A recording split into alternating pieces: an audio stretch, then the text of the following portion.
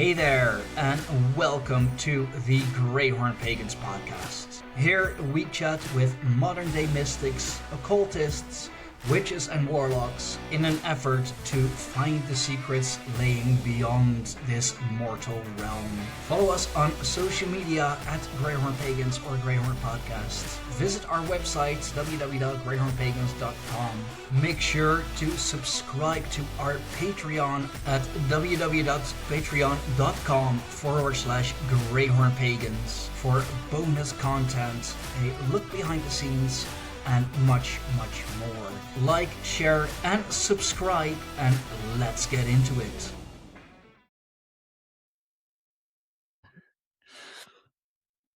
Welcome everyone. Welcome back to the Greyhorn Pagans podcast. We both just woke up, so apologies if it's a bit of a slow start. It's early for him and it's late for me, but I just came out of 4 night shifts, so I'm a little groggy, but we'll get there.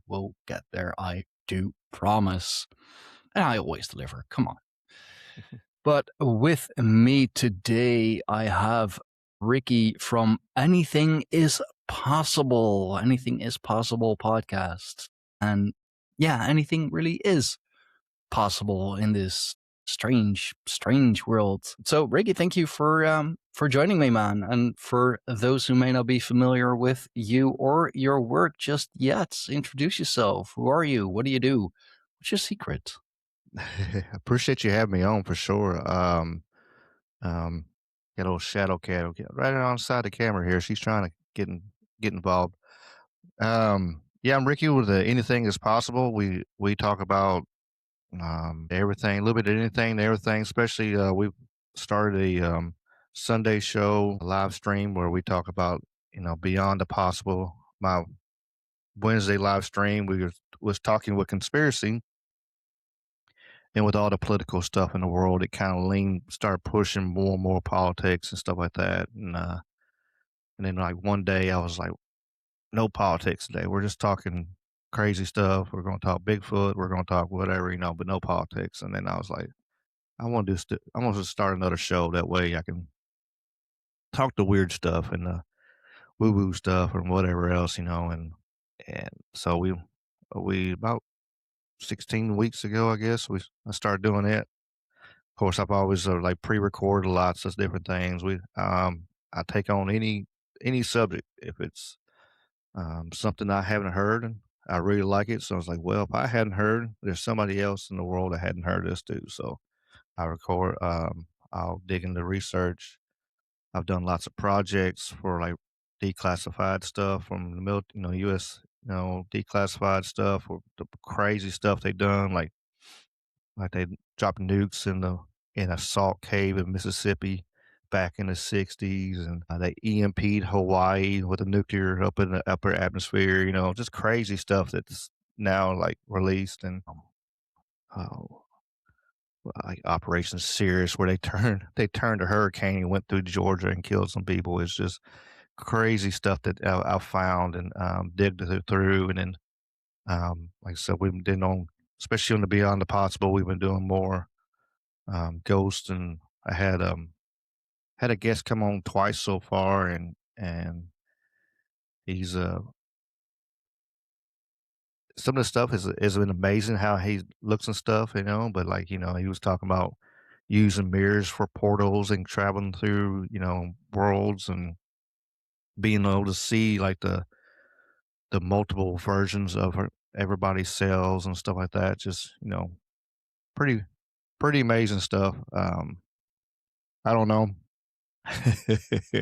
But I do kind of believe like in a multiverse type thing. I really do kind of think, because I've had some really amazing, like deep, like people are like, well, it's a dream, whatever. I was like, man, it's some of the showing up lucid dreams and some of the situations I had, like the the one I'll never forget was I was sitting there and I was traveling somewhere and I was in some kind of apartment or something like that. And I told the other person there, I was like, look, I need to lay down and get me a nap. I'm tired. And as soon as I laid my head down there, I woke up here, just instant pop. And I'm like, all right, what in the hell was that? That was something because I don't never just wake straight up and unless I'm like late for work or something like that and shoot up. But I absolutely shot straight up, and I'm like, huh, that was weird. And then like seeing same people, like, hey, we're going to your parents' house, but then you get over there and it's a different house that but it's the same people and stuff like that. And I don't know, it's you hear more, and then you hear scientists, even scientists talking about there's a multiverse type thing, and they're verified. So it's like, so I kind of do believe in that. He was talking about it the other day. Merlin was talking about it was because I asked the question what he thought about it, and I've always wondered, like, and he said like any kind of idea you have. So this is going to be really people are going to probably think I'm full of it or whatever.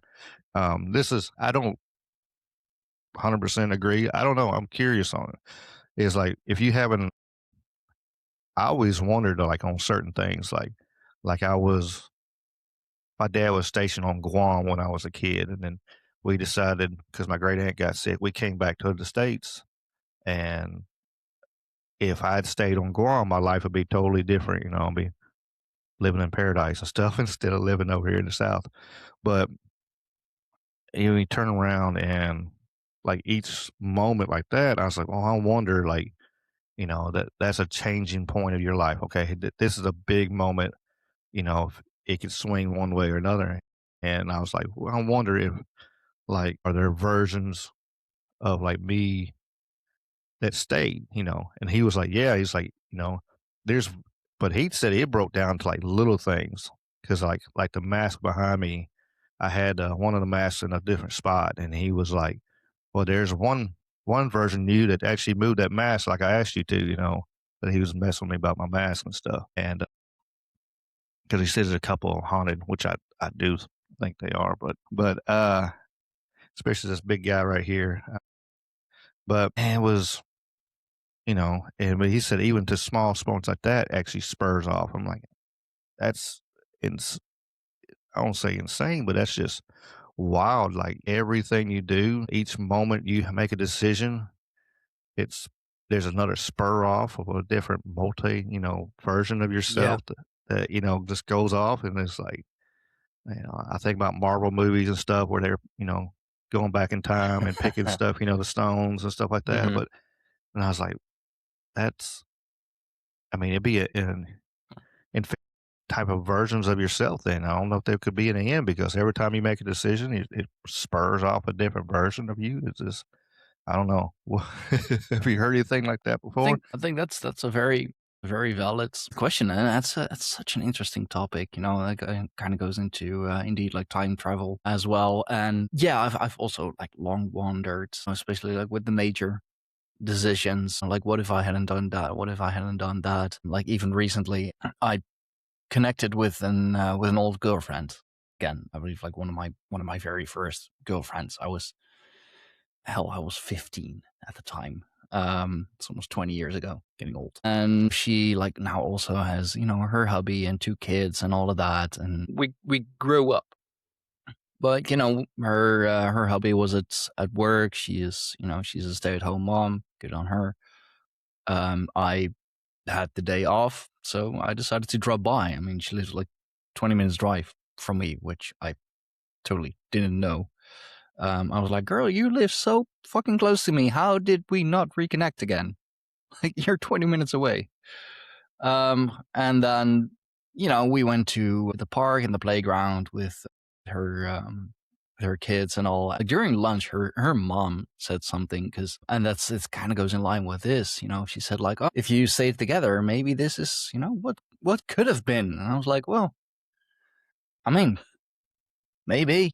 I mean, not with the same kids, of course. They've been But different. like, who knows what would have happened? Who knows what life would have been like? And um, like her and I, we were very very close back then. I was her very very first boyfriend, and we dated for almost 3 years, and we were quite young still. So um, and like yeah, of course, with everything, the unfortunate passing of my brother. What if you did get the help? What if, or even, personally, what if I, went to visit a little more often? What if I did a little more? What would have been, what what could have what could have been? But like with every little decision you make, a new split happens. That's a lot. That That that is a lot. And I know there is, I mean, literally infinite space. Energy is infinite and it cannot be destroyed, just, um, you know, reformed, reshaped, whatever. But like even then, with every little decision you make, that's a fun thing to go down to every now and then. What if I did do that? What if I didn't do that? What if I stayed with her instead of with her or him, whatever takes your fancy, of course. yeah. I mean, it's it's a for sure. You know, the big thing is you can't like beat yourself up. Especially like lost loved ones or something like that. Like I've told a story. Like I had a friend. I was like, and it kind of went into what the show we did record last night. And with the shared death, man, I was like, I need to check on I need to check on Connie, and let me check on Connie, and I reached out, sent her a message and stuff. I didn't hear from her, and I was like, all right, people get busy and stuff, and then I got busy and was sitting there going along, and then several months down the road, actually, all of a sudden I seen people posting on um, Facebook, and it was like, man, we miss you and we miss you, and I'm like, what are you talking about? And then I clicked on there, and I clicked on her page, started looking and looking, looking, and come to find out she had committed suicide. And I Oh, reached out to like one of her friends reached out to me, and I was like, what in the hell is going on? So one of her friends, her best friend, reached out to me and was like, look, this is what happened and everything. And I was like, well, when did it happen? And she told me like the time and the date. Well, I went back to my messenger and looked, and I had the timestamp on there. That's what time it was when I actually reached out to her, is when she was doing it. oh wow. And so it's like one of them, like, it's kind of, you can't like, it's like, well, if I had reached out sooner, 5 minutes, who Mm. know, but, um, but it was one of them things, you can't, you can look back on it, what might have been for sure, like, especially lost loved ones and stuff like that. But, and trials, if you've been through stuff and ups and downs, but, at the end of the day, whatever you've been through is what made you into the person you are now. If you've been through some bad stuff or whatever, or you overcome, like I've overcome, me personally. I think it's been about 15 years since I've drank any alcohol. I was pretty functional alcoholic for a minute there. I'd wake up in the morning and start for drinking, and now it's been about, I don't know, 15, 16 years, I guess now. But you know, and just looking back, and just what could have been or whatever. But like I said, if I hadn't gone through this situation, that situation, and um, I wouldn't be where I am now. And now I get to, I'm lucky I actually get to. The other thing I do is I teach jujitsu, and I got MMA fighters and stuff like that. That's my Nice. that's my job now. I I retired about 2 years ago and went full time, and I was like, well, here we go. And then I sold my house and downsized and everything, and so I could make sure that everything's easier on me, where it's not like we have a if I have a bad month or whatever, or something happens, or it's no big deal. And so I get to do that, and now I look at it, well, if I'd done this and this and this, well, I wouldn't be down here helping these people that need my help. I wouldn't Hmm. be here for sure. So it's, part of the journey is, you never know why you go through what you do, but at the end of the day, you can, always look back and, oh, okay, now I understand it. I had to go through this to get me ready to be able to be here and, help who I'm helping and doing what I'm doing. So, and hopefully, I think that's maybe, I know I like doing the podcast. I had people like, man, you need to. you need to do something. You got a good voice or whatever." I'm like, "All right, whatever you say, yeah, whatever you say, I understand." Yeah, yeah, yeah. You know, and then I'm like, and, and then finally I just started doing it. I was like, I'll try. And then Mhm. down the down that rabbit hole I've gone and um, upgrading equipment and all that crazy stuff. But it's it's that's been a fun journey and just learning and how doing that and being able to meet so many amazing people around the world, like literally, Yeah. and it's like I never would have believed in a day, um, I know I've had one day um, I had one guy, Kramos, he called in was my first call in person when he lives down in Chile. And I had a guy from Australia in my chat and England in my chat at the same time and Canada. And then like just it was truly like, all over the world, people were sitting there talking to me at the same time and listening to what I had to say. And I'm like, this is the wildest crap I've ever seen in my life. I'm just a, Yeah. you know, crazy dude from the South, from Memphis. I was born in Memphis, so that crazy city. So just wild to think about sometimes.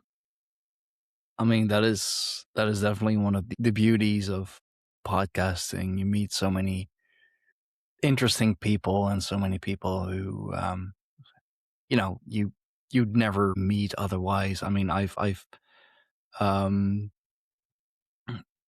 I mean, like through podcasting, I've met someone. He does Kabbalah, and he is kind of the protege of another podcasting buddy of mine. But he's a young kid still. Like he is, I believe, like at least 10 years my junior. He's freaking younger than my sister is. But he is from he's from Italy, or kind of lives between Italy and Brazil. And he was in the Netherlands for a concert, for like a metal concert or a metal show or something. Awesome band, by the way, too. And yeah, I just got the idea of like, hey, I want to do like an in-person recording. I've never done an in-person recording before. And he's like, yeah, cool. I'm down for that. Like, what do you want to do? Well, there is this like occult hermetic museum in Amsterdam, which has this amazing fucking library, the Ritman Library. It's the Embassy of the Free Mind. For anyone who finds himself in Amsterdam, I can recommend going there. But if you do, hit me up. So I was like, you know what? I'm just gonna ask if I can like rent out the library, or if we can like make use of the library for this. So just you know send an email, and it's like, yeah, like what library do you want to use? Like we have a couple of different ones that you can use for these purposes. And it's like, oh shit, okay. No. So yeah, I rented the Young Library, Carl Young Library, for like an hour. And we talked about Kabbalah. We talked about the teachings of Carl Jung, and which was like, that was so cool. Talking about the archetypes and Kabbalah and how it connects, like in the Carl Jung library. I mean, that was a lot of fun, and I would have that was a whole like adventure kind of as well. And I would have never done that. I would have never even known about the Embassy of the Free Mind if it wasn't for my podcasting buddies. That's awesome. That's awesome. And it's one of them things like I've been nervous about like reaching out to them. I don't like to bothering people. Like, man, I don't want to bother nobody. Like, hey, but then I finally I'm getting better at it. And it's like um I reached out to one guy and everything. And I don't want to spoil it, thing for my listeners and stuff like that. But Mm. I got a really big guest coming soon. I got to reach back out to him again, and everything. And I was like, in my first message on the first part, I was like, look, all you can say is no. But I was just wondering if you would. That was my first words. Like, all you can do is say no. Could you, would you mind, if you could, come on my show? I have a great chat, and everything. I have a, you know, nice, cool little group of people and everything. And like 3 months later, he was like, "Man, I'm sorry, man. Yeah, yeah, I love to." I'm like, "Oh shit!" About fell out of my chair. Um, because like this guy's been on like Joe Rogan even before, and stuff like that. Oh And shit. so yeah, I was like, I about fell out of my seat. And so I was like, okay, cool. But I haven't got a chance to hear from him. Of course, he's busy as hell all over the place. So I'm like, all right, cool. And then like I said to other people, I reached out to like a local paranormal group we have in the city. I just found out about, and I'm like, hey, like, yeah, okay, yeah, I like to do that. Like, so I was like, man, all right, cool. I guess it's one of them things like if you never know, and you know until you ask, it's one of them things. If you never ask, say, it's guaranteed no. At least if you ask and try, try like you did with the museum or library. I mean, you know, and they could have said no, whatever. But that's pretty cool though. I Yeah. haven't done it. I've been on shows. Watch out, Shadow. I've been on shows. Um, a couple shows where I actually sat down and did, but I haven't like recorded one yet where somebody. Well, no, I've done. Mm. I take that back. I've done one when I first started. Me and my buddy Bruce, he came over and it was a mess. The audio got jacked up and Oh, it was terrible. I had yeah. one camera and we were both like sitting behind my desk, or sitting beside each other, whatever. It was funny, but it was good. But good try. Yeah, I was that just was learning. very much my experience as well. Two different mics, and I held mine like way too low, so the volume was like way down. I had there was so much editing that I had to do on that show just to make it something that you could actually listen to. Well, yeah, it's a fun experience. In person shows are, I mean, there's something else. Yeah. I like to do more. I like to do some this building here. I just made one of them portable buildings, like a 12 by 24 building, and I built it out and made it into this podcast studio when I moved over here to where I'm at now. And I moved out in the country, and I was like, man, how am I going to do my internet? How am I going to do my podcast? And then all of a sudden, my phone, I was looking at my phone or something, and the Wi-Fi popped up, and I'm like, fiber. And I looked it up, and there was fiber right here. I was like, I'm good to go. Oh, it hell was yeah. it was meant to be.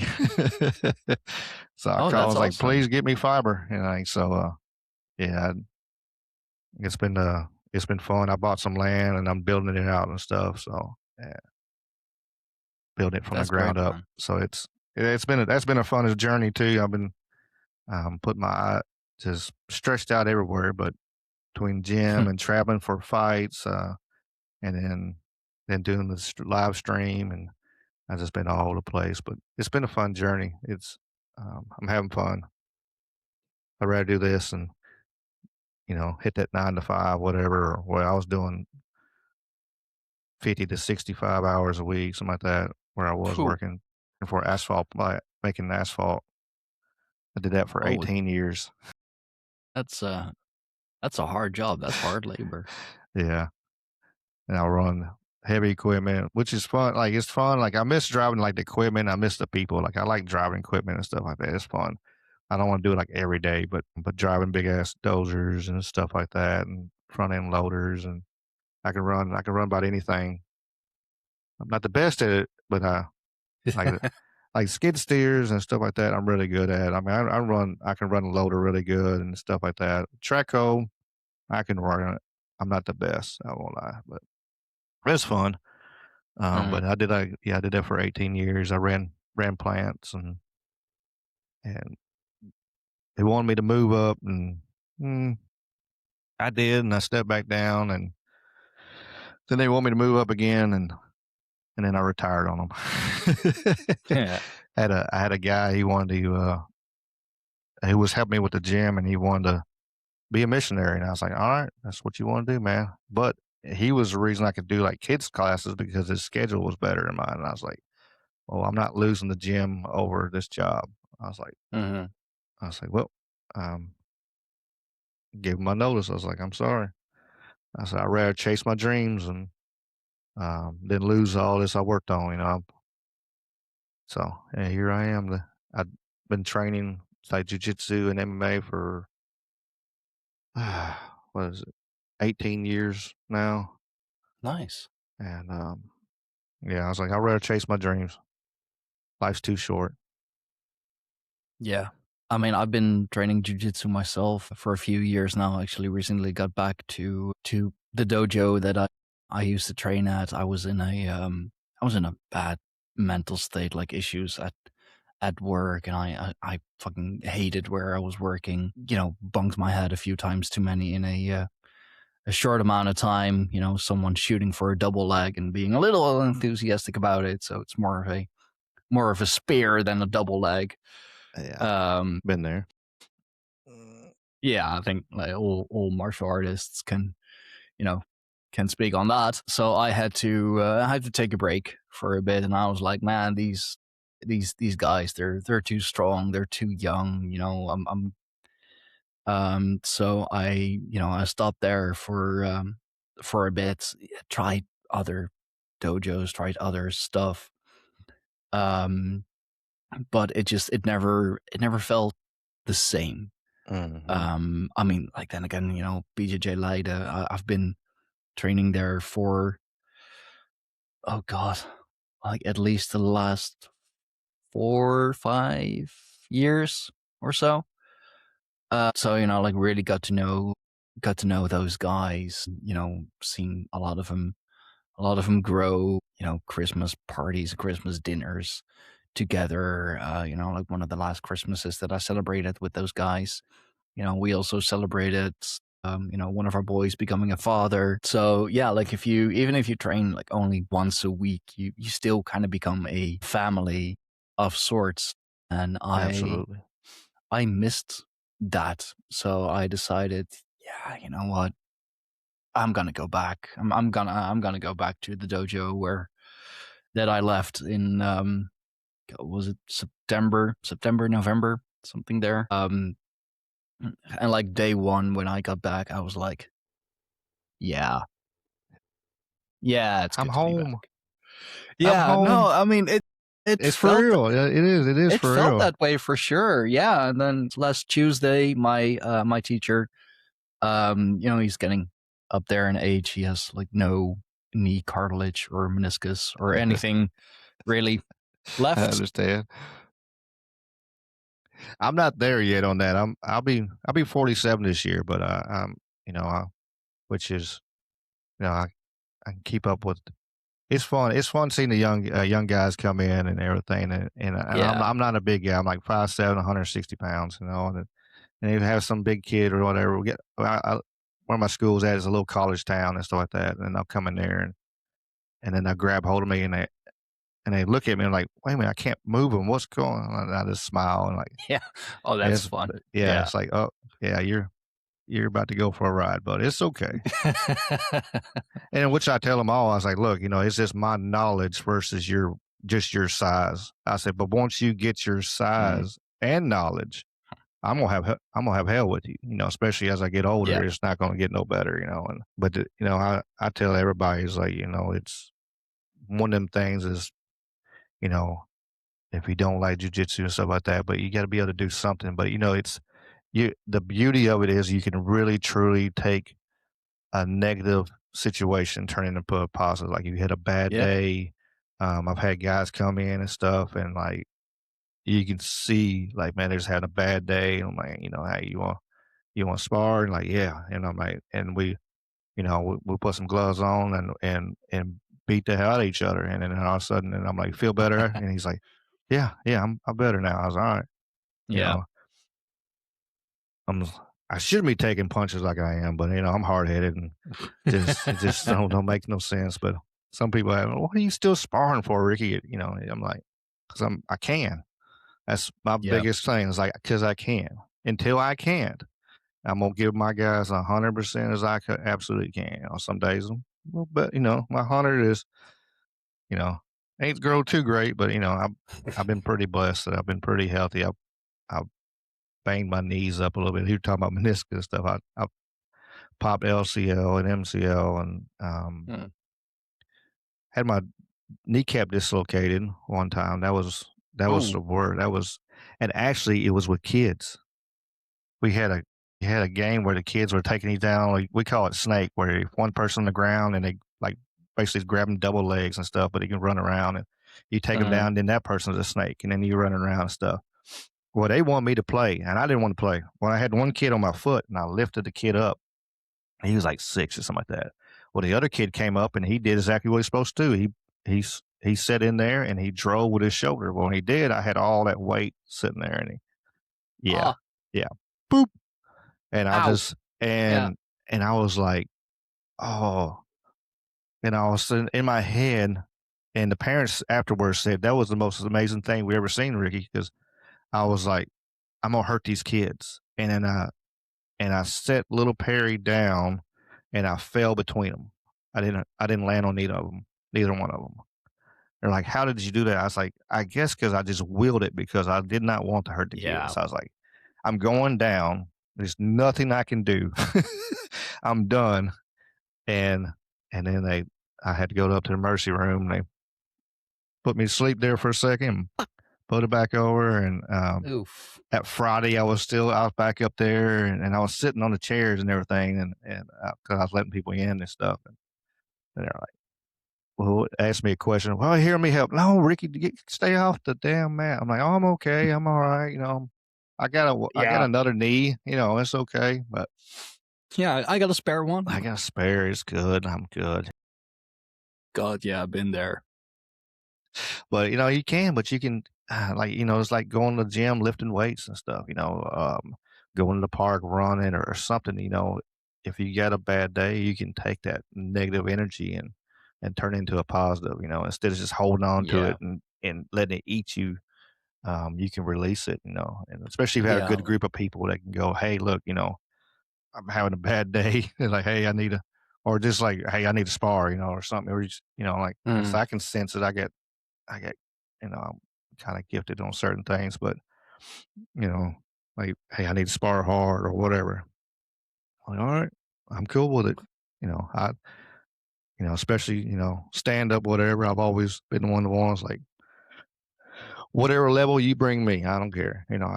I can patty cake with you and we can sit there and have fun, or if you swing hard, and this is what you want to do. Like, all right, we can spar hard too. I don't care. I ain't scared. Yeah. But I mean, still, sparring hard is much better than sitting with it because Oh, the yeah. last thing that you need to do, and I know this from experience. I've had some bad years, especially after the mother of my children and I broke up. I mean, we had a quite a toxic relationship anyway, and afterwards it weren't any better. But like instead of just like sitting with those emotions which were like driving me absolutely crazy, I hit the gym, and yeah, that made me feel better. I could really channel it, and like instead of throwing her around, I threw the weights around, which Mhm. is much better, and less trouble as Oh, well. absolutely. um and but like it is funny when I met her mother again a few years later, because my daughter had a performance at one of the like the child theater schools, and I was up there anyway for a Rammstein show, which is awesome. That was like my number one bucket list item: go to a Rammstein concert, and it's like hell yeah. But her mother like didn't recognize me also because I just blew up in size. And I wanted to say it's like, yeah, thank your daughter for that. But I thought, well, let's keep it civil. Yeah. And yeah, like you said it, whenever you had a bad day, if you just go into the dojo and spar or roll or just grapple, do something, Mhm. get you get in that flow, and you come, once class is done, once the roll's over, you're like, Yeah, I needed this. I needed this. Absolutely. There's so many days, and and when I was just before I start became a coach and before I teaching, and it's like, man, I don't want to go today. I don't want to go today. And I'm Yeah. like, and I drag myself up and I get to the gym, and then afterwards, like, man, I'm glad I went. And it's never Mhm. been the other way around. Truly, I'm glad I was there. I'm glad I was able to, you know, because it did, it, it releases that negative energy in you. It releases all that, and and just like I said, this turns that positive, and where you can it makes a difference. And I was thinking about what you were saying about the with the weights and stuff, and it's like them videos you see, you see videos and guys are lifting ridiculous amounts of weights, and they're like, man, who hurt you? That was it's always the number one question. Like this guy's got a 150-pound dumbbell and he's reaching straight out, like, who hurt you, buddy? What, Yeah. what woman did this to you? Guarantee that's Hood up, headphone locked in. It's yeah, like, yeah. I'm like, whoa, "Whoa." he's Yeah, not okay, is he? yeah. No, No. he's got some demons he's fighting here, but and that's good. He's doing, you know, it's sad that you see that stuff and you see like the transformation videos. Somebody, big guy, overweight, and girl breaks his heart, and the next thing you know, he's just yoked and just like, "Brr," Yeah. and it's like, that's, but that's, at the end of the day, that's what he needed to get into shape and get his health life healthy. If that hadn't happened, he, what would maybe would have happened? Diabetes or, Ugh. blood pressure, or heart Mhm. attack or something. I had a friend of mine. He was in his 20s and stuff like that, and he was so overweight. He was a big guy. He was 6'5", 420 pounds, something like that. I mean, he was Ooh. huge. And, but he was in his 20s and I almost had a heart attack. And he was like, Damn. and then his diabetes, and he had diabetes and all this stuff. And he dropped to 150 pounds. I got two friends that got amazing. And then I had another and done that. And then I had another friend. Let me shout him out, little Shirley's boy. He's on TikTok and Facebook and Instagram. He does a bunch of comedy stuff and everything. And we joke that's my twin. I was actually his God rest her soul. His mama, her um, would see me in the store and come here, baby, and here I come, and I would probably just uh, and this older black lady's yelling at me, and I'm over here, and then she get on here, give me a big hug and kiss on the cheek and stuff. And when she passed away, I actually had to was one of the hard ones because I actually had to lower her in the ground, like they did the whole way, like with a Ooh. rope and everything. But she wanted me to be one of the pallbearers. So I was like, if that's what she wanted to be, and then I'm Dang. there, Yeah. But he was like that. He was right at 400 pounds, and his cousin went to get surgery in his stomach, get the stomach, and he actually died in the hospital because of complications from the surgery. And it bulk him up and he got healthy and he's down to around 240, went from 400, worked his tail off, and it's one of them things like, hey, I know bad situations happen, yeah, but sometimes that's what we need to wake us up sometimes. Like, hey, we need this baseball bat beside the head kind of situation. Go Yeah. like, well, hey, look, we got to do something here, or something bad's gonna happen. And and and Richard had like two strokes too, and like and at 30 years Man. old, something like that. It was ridiculous, And so it's important. You got to get your health. Uh, would it make you? It's like one of them fun things. I was thinking about this other day. Like like Chuck Norris just passed away and everything, which was a Yeah. super and everything, and he was in amazing shape, 84 years old, Mhm. and and there's people who's lived longer than him. But also you got to look at like, hey, being in shape and having, a good understanding of that will make, could make you live longer. But the big thing it'll do is make your life here better while you're here, no matter what. Cause Yeah.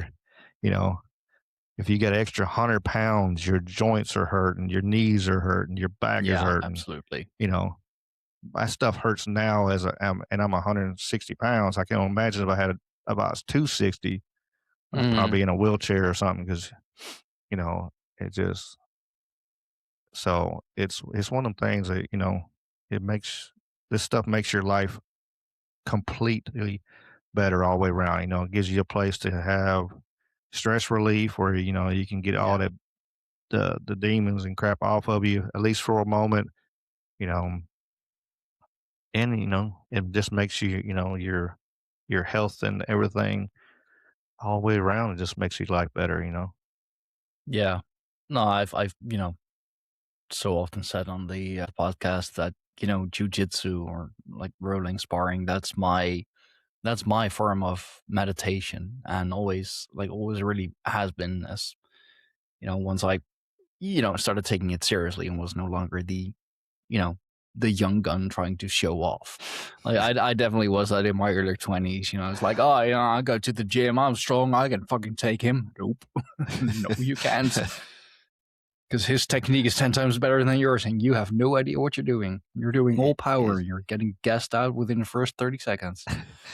so many people get humbled so quick. One of my guys was talking about it. He's like, man, I come in thinking I was a badass. I was tough, and then I realized I wasn't shit. And he's like, now I'm been doing this for a long time. He's like, I realized I still ain't shit. But I was, man, what the hell was I thinking back then? It was kind Yeah. of funny. I was like, but actually the guy's, Mhm. he's really tough. He's really good. But yeah, it's funny watching people get humbled. I have 100 pound, 20-pound guy who's not scared of anybody. He don't care how big. If they're actually, that's what he shoots for. Like if somebody brand new comes in and they're 200 plus, he's gonna jump on them. He wants to roll with them. And we had some Yeah, of big course. old guys. You can tell they lifted weights and whatever.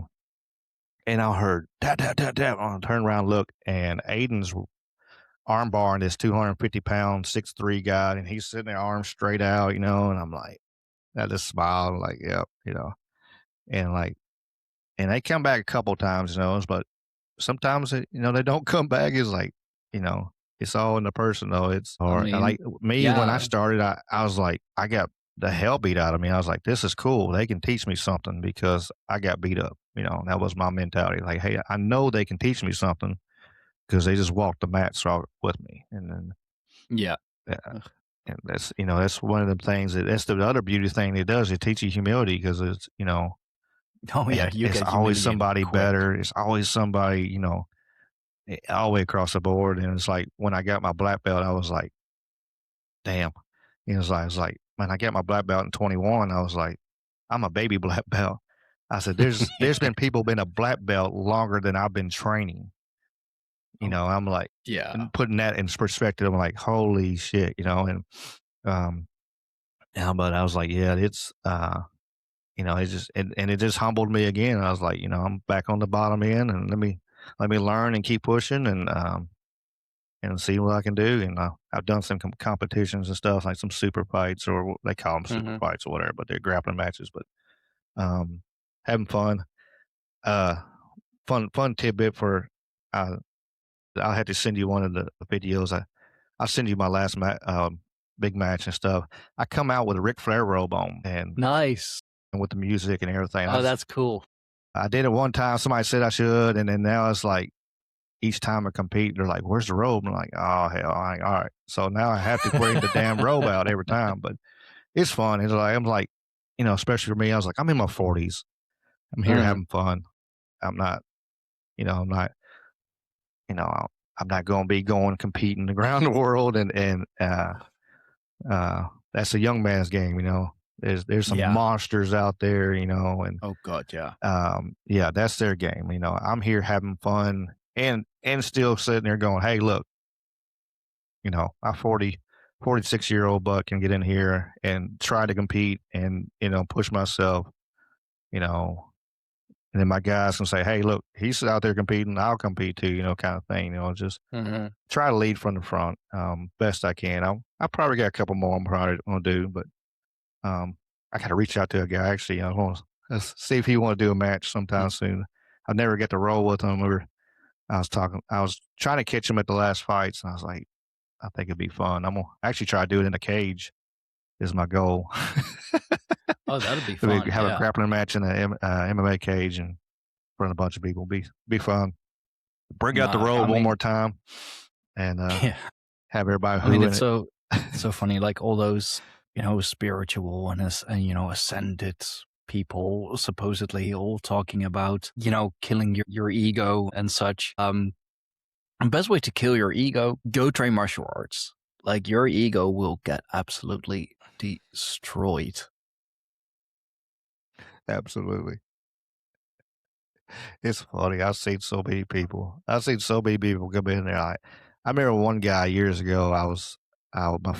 My old instructor was about to start trying to start a new gym, Hmm. and we were sitting there, and this guy come in. He was like, "Hey, I want to get in the cage," and he was like, "All right, you gotta roll with my guy here." And the guy's like, "Wow, man, I've fought 300 pounders before, and I've done this and I've done that." I'm like, "Okay." Oh yeah, big old tough guy. Yeah, yeah, he's about 180, I guess, something like that. He was bigger than I was, and my instructor was like, "Hey, if you roll my 125er right here," and I think Jesse probably weighed probably 135, maybe 140, Mm. soaking wet at the time.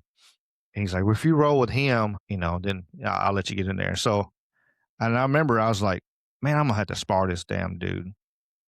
I was like, so I reached over there and I grabbed my foot and I was stretching, and then I looked back up, and within that time frame, within that 10 seconds, Jesse had already armbarred the dude, and he was Oh just like, damn. he was like just heartbroken. Just you could see it, just everything, all the cockiness, all the big bad dude, this 5'4", 140 pound dude just armbarred him and tapped him out in less than 10 seconds, and he was like. Yeah. And I remember my instructor was like, "You can get in the cage and bounce around if you want to." He went in there for a little bit, and of course, he never came back. He couldn't handle Gee, the. wonder why. Yeah. No, I still have that happen to me to this day. There's this one guy in our dojo, and he's a good guy. He's a good, well, kid. He's pretty young still, I think, but he is. I mean, I'm Dutch, so it's going to be kgs for me. I don't know the conversion rate, but like if he's, well, let's say if he's like 140 pounds, he's big. He is this skinny, lanky ass dude, but Mhm. he is so quick and he is so nimble, and motherfucker is a heel hooker too. I, and he's confident. He knows that, he knows he's good. But I mean, he doesn't do it to humiliate you. It's just like, yeah, I know I'm good, but hey, I'm still here to spar. We're here to learn. Let's go. And he just, as soon as he grabs my foot, as soon as he grabs my ankle, I'm like, oh fuck, here we go. I had a But guy like that. I turned around and my friend Braden, he's so good. At purple belt, he was traveling to the gyms and tapping black belts at other gyms and stuff like that. mm, I think if he really truly tried just a little bit more, he could have went on the big scene and made some waves. But he got married and job and life and stuff. But he helped me with my foot game. Like every time I roll with him, I just stuck my feet out there. I'm like, here, I want to see what you're gonna do with it. That's my style. Like, okay, which it hurts me sometimes because I'll be right in the middle of roll, and then somebody does something like, I want to see what you're gonna do with it. Then I got to mm, fight out to this stuff because I'm stopping and seeing what they're gonna do with this position or whatever. Um, but yeah, I would foot my feet like with him and a couple other guys. I was just like, here, my whole goal when I stuck in there, and I don't care if I got tapped. But I'm looking at defense. I'm like, okay, if he gets yeah, my foot here and I need to get out of it, dude. Um, I don't attacking feet. I don't like is the bad thing about attacking feet is like because really the feet's so close then and like they can attack your feet. So there's like it puts that more 50-50 point. Um, uh, I rather I like smash, pressure, and especially as I get older, and then and I'll listen to Grandmaster Elio said years ago, and he said, You know, a man can fight with a broken leg, a man can fight with a broken arm, but if you put him to sleep, it's done. I'm kind of Yeah. paraphrasing, but and No, but it's it's true. Yeah. yeah. I'm like, yeah, you've seen people fight with broken arms and win fights. You've seen people broken foot, whatever, and keep on fighting. Yeah, but if you completely put them to sleep, they're asleep. It is what it is. So I'm like, yeah. So on the same night, I love chokes and hate chokes. I like doing them. I love doing them, but I Mm. despise somebody trying to choke on me. I'll let somebody crush my face before I let you choke me, kind of thing. Like I did a competition, dude tried to rear naked choke, and I shoved his arm up, and he was right there on my jaw, and he started just Oh. cranking, and I'm like, he's gonna break my jaw, and I pushed it up, and I got it on my cheekbones, his arm, and he Oh. just like, I'm like, he's gonna break my effing face, and I'm like, hell no, and I turned and got up on top, and I almost had a guillotine on him for a little bit. Which what in the world? This dude's about to break my face, and this how crazy in my mentality is sometimes. This dude about almost broke my face. I got on top, and I snatched his head, and I had it, and I'm like, then I let go. I was like, I don't want to crank. What is wrong with me? I'm like, what the hell is wrong with me? Like this dude about broke your face, Ricky. Crank his head off. Just come on, but that's just me. I um, went to a draw on that one. That was a fun one though. It was, of course, a much bigger guy. Um, yeah, as always. I mean, Well, always a little it'll guy in the situation kind of thing, but yeah. it's worked out good for me. No, it'll definitely teach you patience as well. I mean, just say that like jujitsu really is good for just for all kinds of development, even spiritual development, if you will, because you learn patience, you learn to center yourself. That's why I love those spazzy white belts, flapping around like a fish.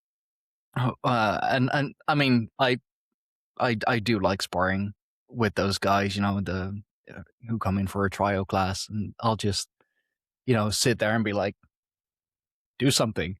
And I don't know what to do. It just doesn't fucking matter. Just do something. Defense only. I'm not even gonna attack until you give me your back, of course. But hey, that's on you. Yeah, Um, but yeah, I mean, just you learn to center, you learn patience, you learn to think ahead as well. And I used to be this hothead kid, really, especially like back in my teenage years, back in high school. Just whoever did me wrong, I took a swing at them. You know, didn't care who, didn't care what. Um, and yeah, I mean, I got to say that at least jujitsu has really calmed me down in that sense. And yeah, also like you said, whenever you have a bad day, you go into the dojo, you go for a class, go for a roll.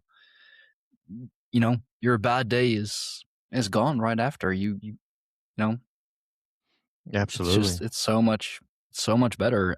Plus, of course, the basic self defense and just training good for your body. I mean, that's why it's so important to stay fit also as you grow older, because I've talked about that on a previous show with Ashley from Think Change Repeat. She was pretty cool.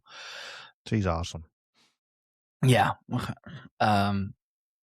So many stories of, like, especially cancer patients who they're kind of they're kind of out of it, but nothing that bad until they go to the doctors, and then they're being told, like, hey, sorry, you got pretty damn advanced, and like within 2 months, just fucking gone. And so much of that can be prevented by just good diet and regular exercise. It sounds so incredibly basic, but it's true.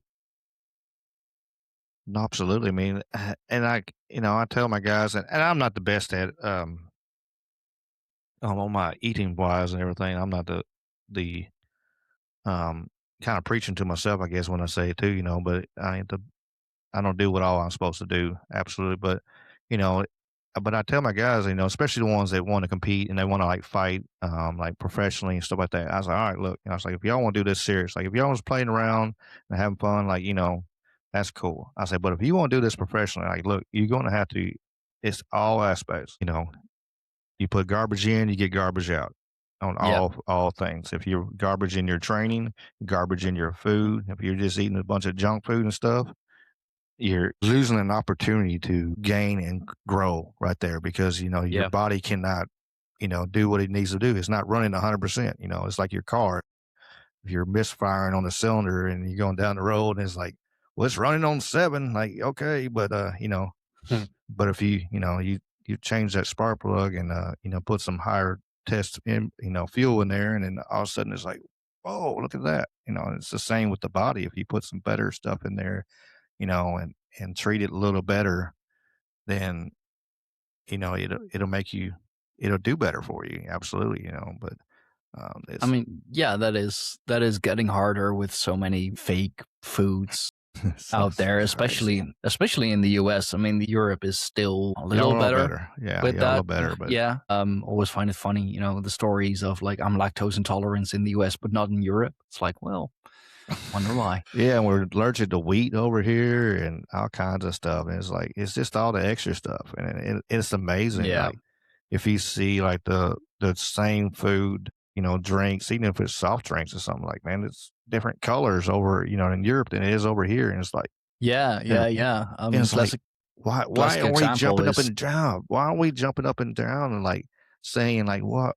Why are we feeding this stuff? Like if it's outlawed in all these other countries, there's a reason yeah. behind it, but we're like, cool, hey, cool, let's eat it here, like man, it's hard. It's hard to, find stuff. You're looking at it. I know my grandfather went to a like Tyson chicken years ago and he saw the guys walking around like in chemical suits to protect them from what they were putting in the chickens and stuff. And I'm like, well, no more. We're like, no more eating Tyson no more. And I'm Oh like, man. Yeah. and so it's like, I never, that's it, somebody else, you know, I haven't eaten Tyson since is one of them things because I know in my head what's going on. So, Mhm. um, I'm like, well, they don't want that, but But it's yeah, just scary. eat your veggies, kids, even though they're sprayed with all kinds of fucking pesticides and whatever. It's Um, crazy. If you can grow even your like own, like the we've I talked about on the vegan show is like one of the things. drinks. If you can grow your own food to a point,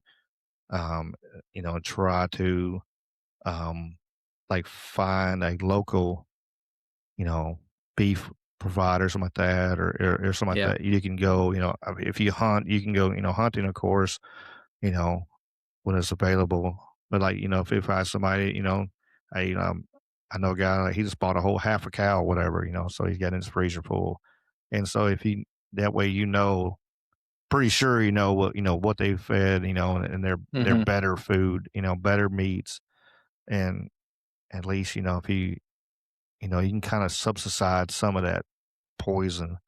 They're supposed to be working on getting some of it out, but that's gonna take time. They're not no rush. They've No, been no, making a definitely killing off not. this stuff, and everything's tied together all the way Yeah. across the board. I mean, I think more people are seeing that with, for like especially in the United States between, Hollywood and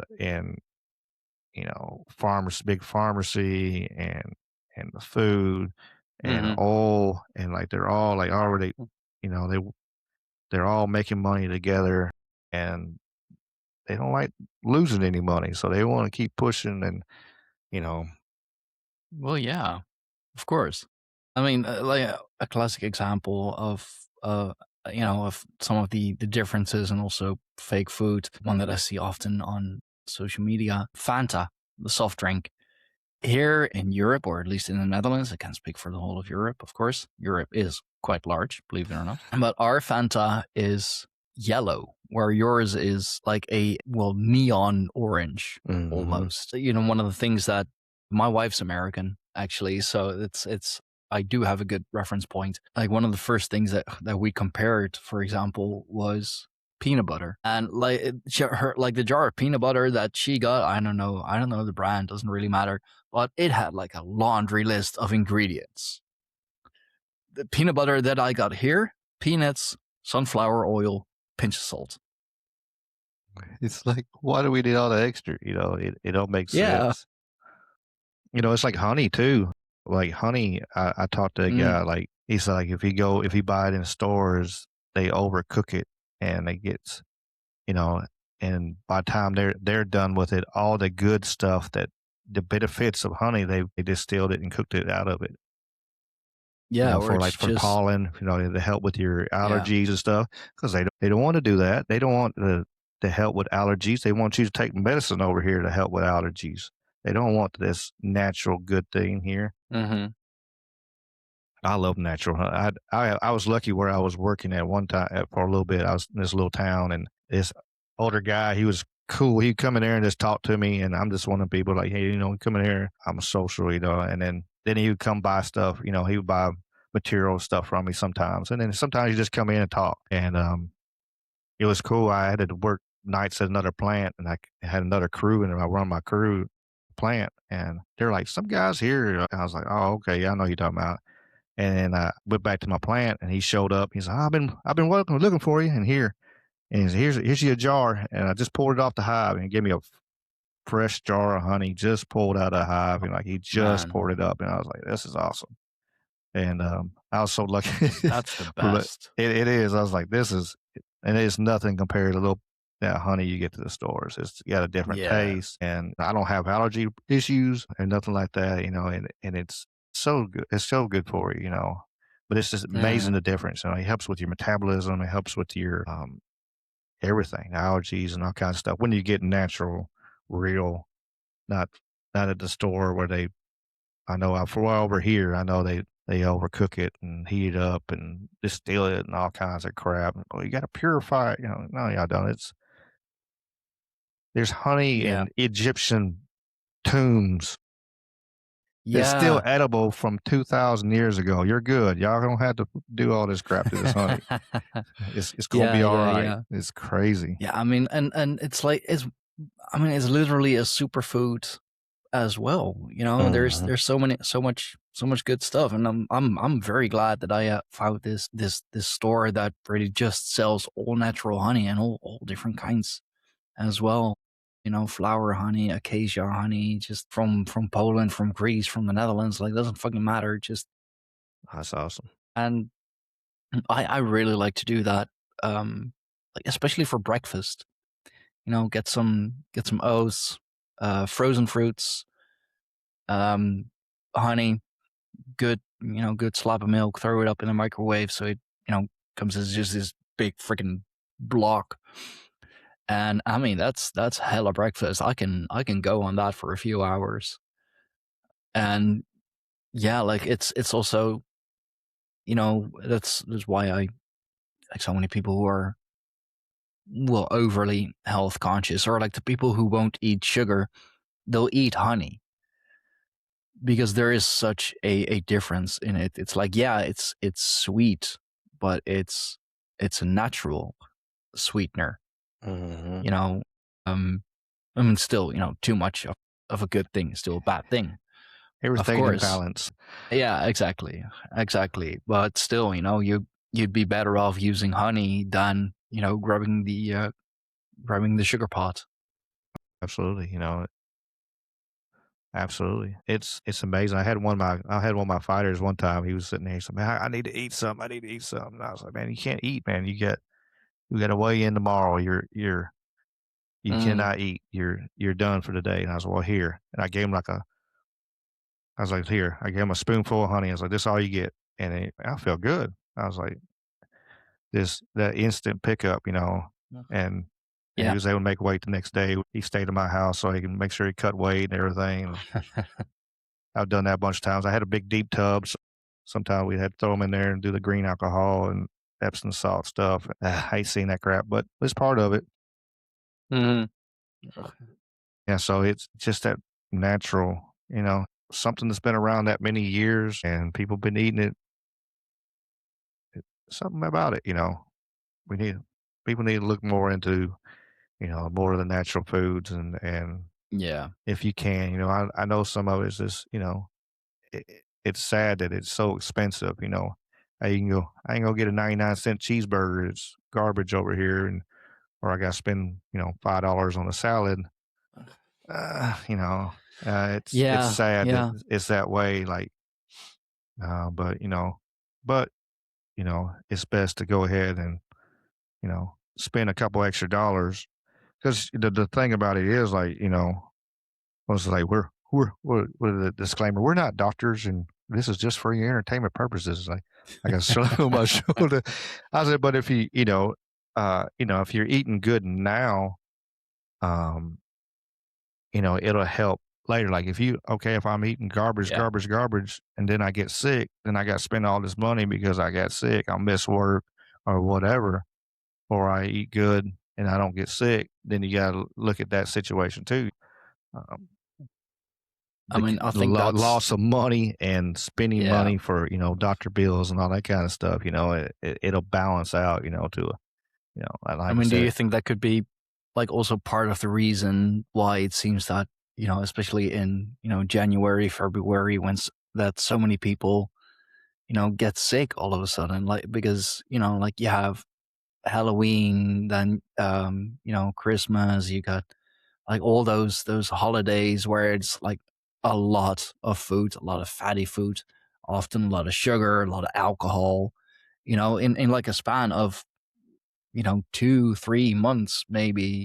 um I mean, I can imagine it definitely not helping. yeah, I think it's part of it, and then part of it truly is I always for work, I used to go get a physical every year. I get a full blood workup physical every year, and they were Hmm. real cool about it. That's one cool thing about my old job was they were on to try to they did it. They're like, well, we're going to try this right here, and they went to there um and we had a and they one of our guys from the company actually they were checking heart rates and stuff when the first time they ever did it, and they caught a guy and he was about to have a heart attack. And once Oh, they did that, like, okay, this is what we need to do. And so they sent us to go to physical and stuff, um, which was, good, but if you look at, um, I think that part of it is like, you're eating a lot of garbage right there the holidays, you're not really, you're not really getting out. You're not getting your exercise because it's winter time. It's cold. Like, man, I want to get out there and walk or get out, and you're not getting the sunshine, and which yeah. I know every year they were like your vitamin D levels low. I'm like, well, yeah, Yeah. No, yeah, because I no, haven't been out in the no sun shit. because you know, it's winter time. But I was like, I'm good, because I know in just a little bit I'll be out in the sun every day, and I wasn't worried about it. But that was the only thing that would ever pop up on my thing. It's like your vitamin D low. I'm like, I'm good. Okay, appreciate it. Yeah, because it's wintertime. And, it's just because of that lack of that sunshine, that natural sunshine that really does heal and help. And we need, Yeah. you know, that's why you see people in it's a combination thing. If you see office workers and that's all they do is sit in an office in a little cubicle, Mm. in a little box, and a high majority of them are very sickly. A lot of times they always got like a little head cold. They got some kind of thing going on. You walk into an office and there's people sneezing and crap. One, they're breathing everybody's same air because they're so crammed together. But two, because they're inside, they're not getting any sunshine. They're not getting any light. They're not getting fresh air. Getting blasted with blue light from the computer They're screen. getting blasted with blue light, which I know computer screens have wrecked my eyes. I used to not have glasses until I hit like 40, but um, working on computers with loadout and loading trucks and stuff for in there 20 years, and then me just working on Mm. computers with computers all my life, but didn't help none. But yeah, you're getting blasted with the blue light and everything else, and it's just so it's gotta be in balance. You gotta be able to get out and if you can get out and get in nature, get out in the sunshine, you know, check out some check out some water, check out some parks, something. I mean, that's what keeps us healthy, just getting outside and then being part of nature. We weren't, our ancestors weren't sitting in cubicles and No, definitely not. No. we were out in nature and working and everything. And that's physical working, And a lot of times you see them, I see them older guys that, lived a long time too, because they work physical labor, and I'm like, hey, they're strong Hmm. and they could do stuff. Uh, the ones that didn't, had a little more troubles and stuff because of their health, because they weren't, didn't have that physical thing, and I'm not saying, hey, if you work an office job, hey, that's everybody. There's all kinds of jobs that need to be done, but it's got to be some balance. You're gonna have to, if you do work an office job, good for you, but you might want to, you know, find you a gym somewhat, or hit parks, or get some. You got to get some exercise. Yeah.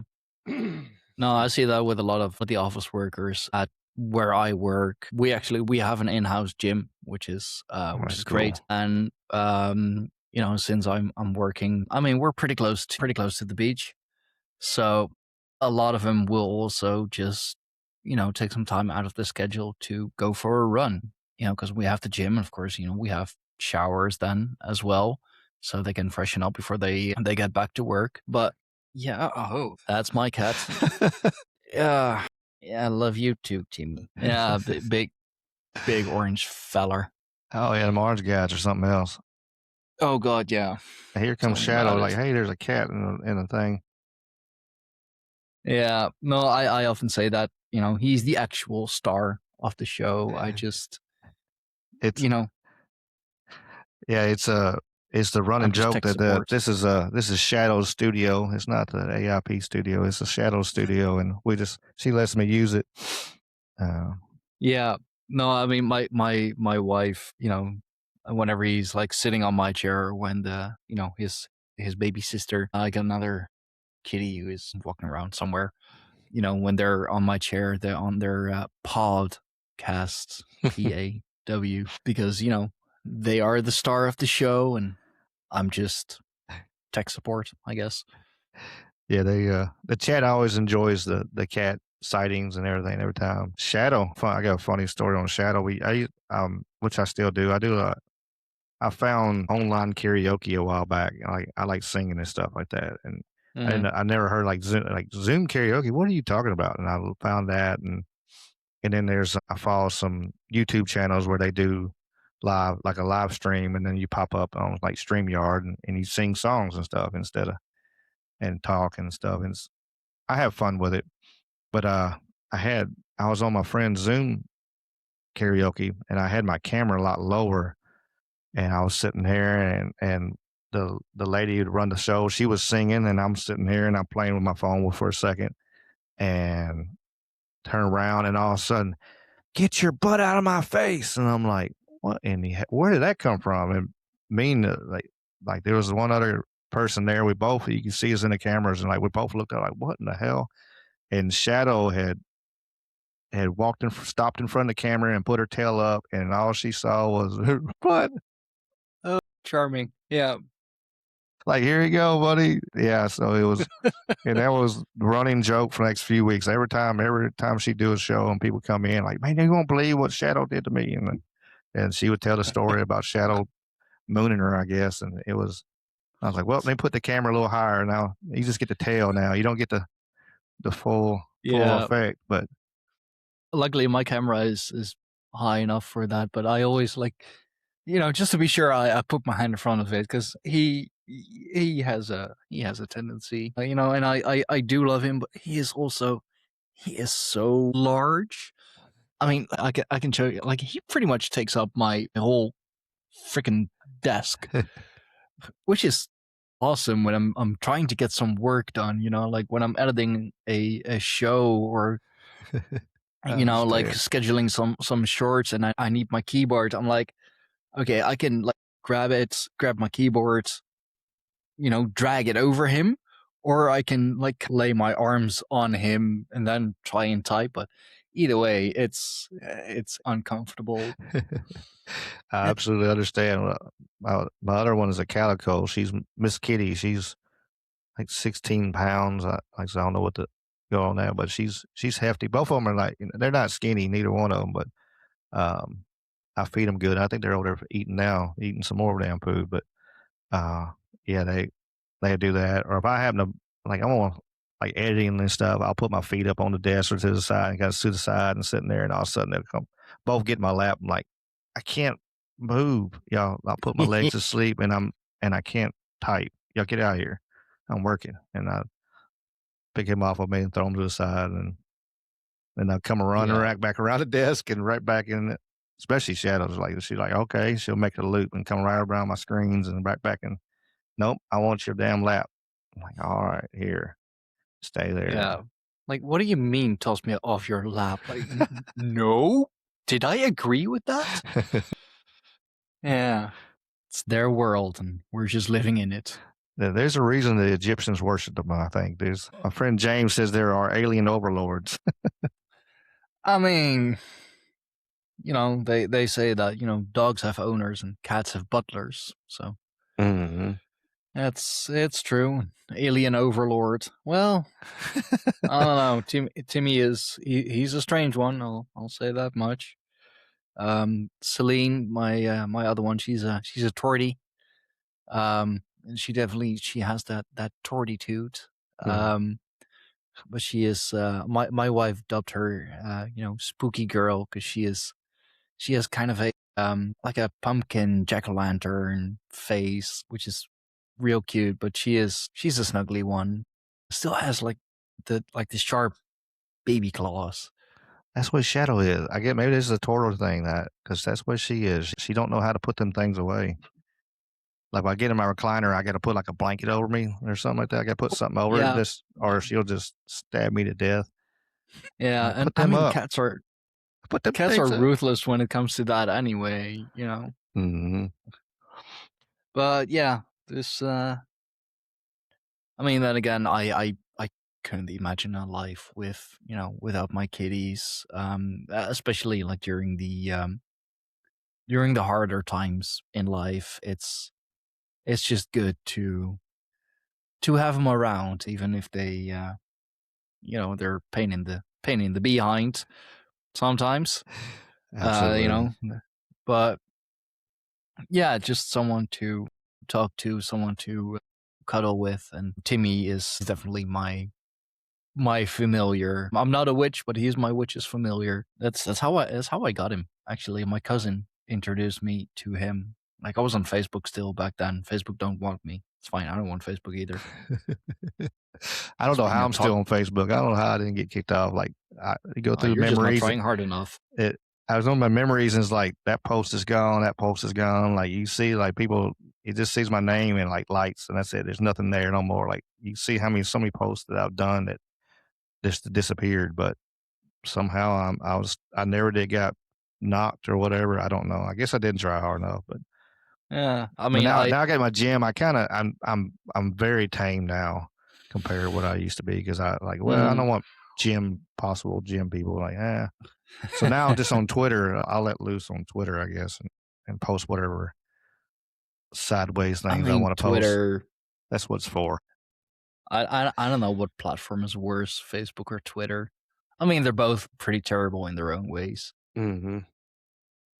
But yeah, like my cousin, um, she was involved with a program for rehousing cats, and it was, I believe, like I just broke up with my girlfriend, uh, back then, and I was kind of looking for some companionship because I was alone and I haven't been alone in years. I'm a serial monogamist, if you will, or used to be until, I took an arrow to the knee. And you know, she called me actually and was like, "Hey, I saw that you're looking for a cat, looking for a pet." And I mean, I got one here, or I know of one who is looking for a new home, and like damn, he reminds me of you so much. Kind of told me about him, and I was like, yeah, that sounds like me. I mean, I guess I could check it out. And yeah, like a few weeks later, he came home with me, and that's when I really started to see and started to learn that, oh god, he is like me. And the rest is history there for Yeah, sure. yeah, pretty much. I had Miss Kitty. I was renting some land out there out in the country, and I was sitting there working on my car. I think I was working on my car radio and had the door open and stuff. And all of a sudden, all of a sudden she came up and jumped up in my car and started rubbing her face on my head, and like just like, hey, you're my person. And I'm like, okay. And she's been with me ever since. But like she I just mean, you appeared you like, had no say in the matter. It's uh, just, hey, like I'm yours now. It's like, okay. yeah, that's it. She just, like I said, she just appeared out of nowhere, and she's never gone. She's been here ever since. She stayed with my daughter and stuff for a long while, and with my ex, and then I bought a new house, and then she's like, "Well, you're getting custody of the child." I'm like, "Okay." So then she come down here with me. Even like I got her and Shadow come down here, and which Shadow is my shadow. Like she follows me, especially when I was at my Mm. house. I could get out of the room, and I'm like, "Oh, I forgot something." Turn around, and then walk back into the room, and how she'll turn around and follow me back and forth, and wherever I go. And like at night, she's got to be laid right on top of my like feet or something. She got to be touching me at some point, like Mm. if she's not happy. Then she'll go to sleep and start snoring. God, yeah. It's just which is funny. Yeah, they're something else, but they're good companions. Oh yeah. No wonder they've also been around for thousands of years. Oh yeah, no doubt. Yeah, like you said, people need. We're not meant to be alone. We're not meant to be No, completely solo. We're meant to for a companionship, and sometimes it's what it is. It needs animals and dogs, cats, whatever. It's amazing. can be a fish for all that, for all I care. Yeah, yeah. Like I said, you can have an If it opportunity helps to you, talk. why not? Yeah, yeah. You have an opportunity to have somebody to talk to, lizards or whatever you're into. Yeah. Just having that companionship and then having, like I said, I talk to them like they're people. I'm like, Ugh. and Mm. and they talk back to me like sometimes I wish I knew what they said, and then sometimes, yeah. Like the other day, Miss Kitty got out, and was running around outside. I didn't know she got out, and I came in, and Shadow was like, "Dad, they're just talking." Yeah, I'm like, "What in the hell are you talking about?" And then never mind, I know what you're talking about. You're telling on Miss Kitty. You're telling on your mama. I'm like, all right, I'll go find her. So I went around, and finally found her and stuff. But yeah, she was like, Shadow's like, nope. Well, she's a good kitty. She don't want no part of traveling. She don't want no part of outside. She's like, I get it good in here. I got food and water. I'm good. I don't. There's nothing out there I'm missing. Food, water, love, roof over my head. I'm That's good. it. Yeah, I'm good. Miss Kitty's like, well, she was used to be outside cat, running around. And I think she longs for the outside running around looking for. Mm. I was like, I don't know what she's doing. I don't know if she went the other day. She probably went down the street and beat up the cats down the street, probably, or something. I don't know. Just see if she still could, I guess. I mean, my wife and I, like we always say that, like whenever Timmy Big Red is going outside, he's going to visit his girlfriends because he's like his dad, loves the ladies, and the baby is just she's spooking around, she's running around, climbing trees, and Timmy is just he's a lazy bugger, you know. But he's not hard to find. He has his spots here in the neighborhood where he's always at. So That's good. I always was know to find him, which is I'm pretty happy about that. But yeah, familiars they can be anything. I mean, a good friend of mine, Zarlath, with whom I do the rune readings every Saturday. His familiar, if you will, is a bearded dragon. It's an awesome animal, but not something that you think like, yeah, that's a familiar. That's pets. That's me in animal form. But I mean that's his, and like sharp freaking claws and everything. But I mean he loves that thing. That's awesome. Yeah, that's, like I said, everybody's unique. Everybody's got their own personality and stuff. But it's amazing what, especially like that, on what animals call for you, or just that connection. And I don't see nothing wrong with it. They are cool things. I never had one, never really been around them, but always had dogs, cats, and then like out in the country, my mom was like really into animals and stuff, and she's always helping people. It was terrible. People knew my mom took care of animals, so they would. I've seen people stop in front of my parents' house and throw animals out their window in our yard, and then they come running up towards the house and like, well, we've acquired two more or whatever it is. It was and but it was we've always took care of animals, and we walked out one day. I walked out, I was coming up on the porch. I walked out on there. I was like, and there was a raccoon, there was a possum, there was a cat, all sitting on the porch at the same time eating. It was, Okay. That's quite the sight. oh yeah, it was and I actually had one at my house a couple years ago. I think I had a raccoon and a cat. There was a cat sitting there, and there was a raccoon.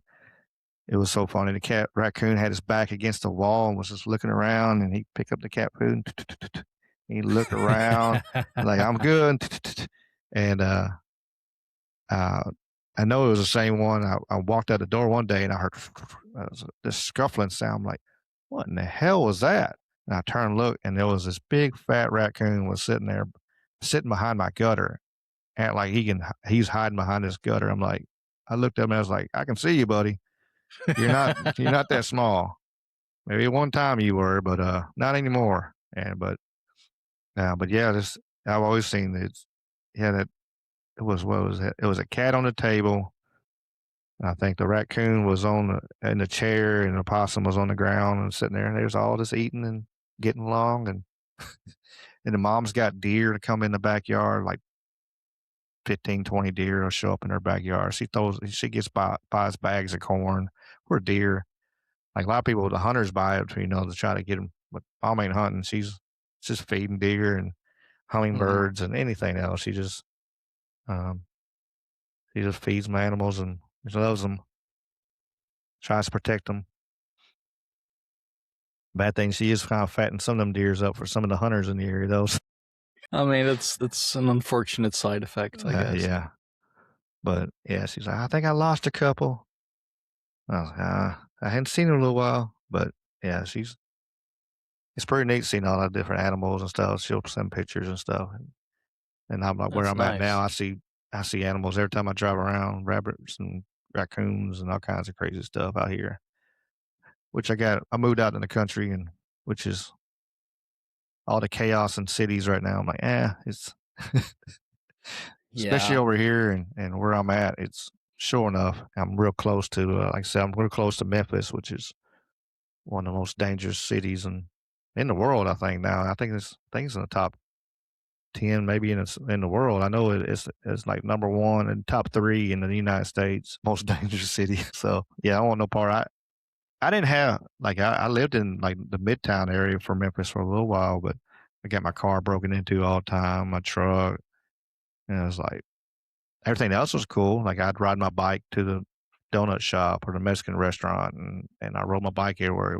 That was the cool part, but, um if I didn't have to have a car to go to go to work, it might have been all right, but because I needed a car, and then they kept breaking into it and stealing crap out of it. Yeah. Yeah. And just sad situation. And I mean, I went to the police, and they're like, "Do you really want to report this?" I'm like, "Yeah." Like, ain't nothing going to happen. I'm like, I want y'all to do your job. I want your numbers to go down. We're going to do this." And they got, all right. And they fill out a report. And I was like, I wonder how many reports did they get. That means how many things are happening that they're not filing a report, and how many people are just like, I don't. It is what it is, going their way. So I'm like, so the bad thing is the numbers are terrible, and the actual numbers are way worse than Yeah. what's even reported. Is a sad thing. Yeah, living out in the country, it's almost like we're supposed to. It's almost like, we should be closer to nature, more in contact with nature. It's almost Absolutely. like the cities are doing a number on us. It's something there, I believe. Absolutely. And then I keep talking about these 15-minute cities, and it's like, let me get far away from that, because that's Mm-hmm. scary stuff right there. They're I not mean, really I'm doing it in England and try and mess around with it right now. oh god, yeah, the UK has fallen. UK has fallen hard. It has. It really has. The UK is falling, and it's so sad. I got some of the friends of the show and stuff, and um, they're over there, and it's like, man, I just kind of pray for you because it's like, man, y'all, it's so terrible. And yeah, they trying to set up, 15-minute. Well, you get so many passes, and I'm like, what? Yeah. Get out of here. You know, that's and the sad thing is what I always bring up on my show is like that's what's if they're doing it there, it's coming our way eventually. That's what the goal is going to be coming our way, and um, they keep Yeah, all it around used the to be the world. other way around. That, it all started in the US and then UK follows and then like the rest of Europe. But now it seems like UK has really become the breeding ground of all this stuff. It's like they're like the test bed right now for all of Yeah. everything that's sideways. UK and I'd say, I mean, like England and Ireland and well, Ireland's not UK, Ireland's Great Britain, but yeah, Ireland and England are definitely the hotbeds, the testing facilities, but countrywide. It's crazy. They're trying to like just change history. They're like, well, there really wasn't, cultures and I want to blend it all together. Or, well, there wasn't this, there wasn't a Scottish. You're like, come on now, Yeah, y'all gonna or upset a bunch of people and they're gonna tear the place apart because something that you I can't put the Irish and the Scottish and all these all in one group. They're oh not. god, no. No, No, no. that's not happening. No, they're very much different. Yeah, or something that I saw the other day. I took a buddy of mine in it. I can't find it at the moment. But Shakespeare was a black woman. I saw that a Jewish a Jewish black woman. It's like yeah, just everything. Let's just Probably put it. trans too. I'm sure, like, or it's something non-binary or something. I don't know. Yeah, You got to. trans non-binary. Like they used to be one, now the other, but they're neither. They just blending stuff to do it, And But the bad thing I about put social media and stuff is push some of these narratives and push so much stuff mm, because it gives the beauty of it. It gives an opportunity for people to have a voice that wouldn't have a voice. But now that's the bad thing is giving a voice to a lot of minority little groups, and it makes yeah. it look like it's a huge monster thing when it really is. It's only a handful of people, Hmm. but it's because it's on social media and then the news grab hold of it and like, oh yeah, we need to push this out here. I'm like, who? What? Get out of here! But Yeah. just I saw that No, about the whole Shakespeare Shakespeare. thing. Like And I tagged my buddy, from Brady Nash from Apocalypsis Historia. He does the whole Shakespeare thing and everything that is connected with it. Like I tagged him in that post, and he cracked up. He was like, "Oh god, yeah, I've seen this. Oh man." It's like, well, hey, Brady, there goes your theory. Like you had all these theories about who or what Shakespeare was. Turns out he was a black woman. Sorry, bro. There goes your channel. Might as well delete it now. Truth is out there. I seen something where like they were talking like Vikings were Africans and stuff, and Oh God, yeah, I was like, what yeah, in the hell? Like, where is all we have history, we have yeah, and pictures, like we have all the this. Europeans, like we're not allowed to wear braids because that's an African thing, and it's cultural appropriation. But then, like when they dye their hair or bleach their hair, it's not cultural appropriation. I don't know, man. I don't know. But yeah, Yeah. Black Vikings. That's definitely a thing. Or one of the most famous cases, Cheddarman in the UK, of course, who was colored in as a sub-Saharan African in the UK. Sure, where there's even like less sunshine than there is here in the Netherlands. It's always cloudy Yeah, and totally. miserable there. Ugh, Yeah. God, yeah.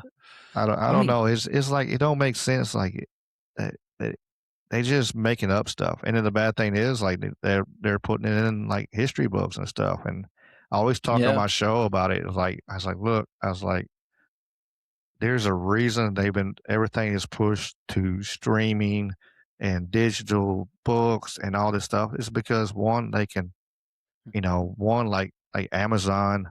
My mom found out the hard way. Like she don't own them books. Like she closed her Amazon account and she lost all her Kindle books, everything. Uh, And so that stuff yeah. is not yours, and they can change it. I showed a video where they had to stream this TV show. It was just a small little part they changed between the original and the stream version of it. Hmm. And it's like, well, what else did they change? That just made me like, what else did they change in here? I was like, Didn't Disney also do that with the original Robin Hood film, the cartoon version? Like at the very beginning of the movie, where it says that he stood up to tyranny and did I all think they that. changed it back because of backlash. But yeah, yeah, they actually Okay, for a because minute they they last actually I changed saw, it. they Yeah. left it blank, really, like no texts Y- whatsoever, just Yeah, you couldn't blank. really see it. Yeah, yeah, no. I was like, we need physical media. Like we need to go back to like, hey, look. So I'm And in. there are people who are doing that, like Yeah, because of this exact reason. There is a lot of people, especially like Gen Z, Gen Alpha. Um, it's kind of scary to think that Gen Z and Gen Alpha are the ones who are, you know, like we're leaving the world to them. It's like, oh God, we're doomed. yeah. Um, My Gen X but self is kind of they like, are really the ones who are bringing back physical media. Um, like even with like records, like record players, the mm, big ones over the last few years at least, it's become so incredibly popular to have these big vinyl records mm. again. And And it's huge actually over the here too. factory. Like yeah, it's huge over here too. Like there's stores popped up everywhere, and it's cool. Cool little Yeah, shops I and mean, stuff, we and they we got have a records. we have a huge vinyl factory like 30 minutes from me in Haarlem. Not Harlem, but Haarlem, although Haarlem is of course named after Haarlem, New York, New Amsterdam, all that stuff. Hmm. Something for another time. But it's been, like quite, I want to say dormant, but like slow for years, because like who the hell is still buying vinyl enough that it requires like daily pressing. It's turning, it's making hours now. It's churning out vinyl because everybody's going back to vinyl. And what I love, even the more like alternative scenes, like the metal scene, for example, is big in the metal scene. It's like you wouldn't really expect that, but um, yeah, I love that. And like books, I buy my books physical anyway. Like I don't I don't have a Kindle, and like I don't like to read them from my computer. I don't like to read them from my phone. I like to have an actual book. So I mean, I'm like my dad. I keep buying books, but I buy more books than I read. Yeah, I got a bunch over here to my side here. I've been doing it more, and I've been trying to buy more, and then something I've been doing that which I enjoy anyway. I go to like the thrift stores and antique stores, and they got Mm, books. A lot of times you get books for $1 and stuff like that, and like just hey, that'd be a cool book to have, and yeah, just saving that media because I got a bunch of DVDs. I got probably 300-400 DVDs, and just saving that media because eventually we might not have it, and which yeah, is crazy to even think about. But down the line we might not. But yeah, I've been trying to buy more, and just going around. Which I travel. I travel like so with my fights and stuff. I go around to different cities, and my my fun thing I do is when I get there and we get everything settled, then I'll go around and just check the town out, and I'll go find yeah, antique stores and see what kind of unique stuff is for that city, and I'll usually buy something or buy another mask if I find another mask and it's a good deal.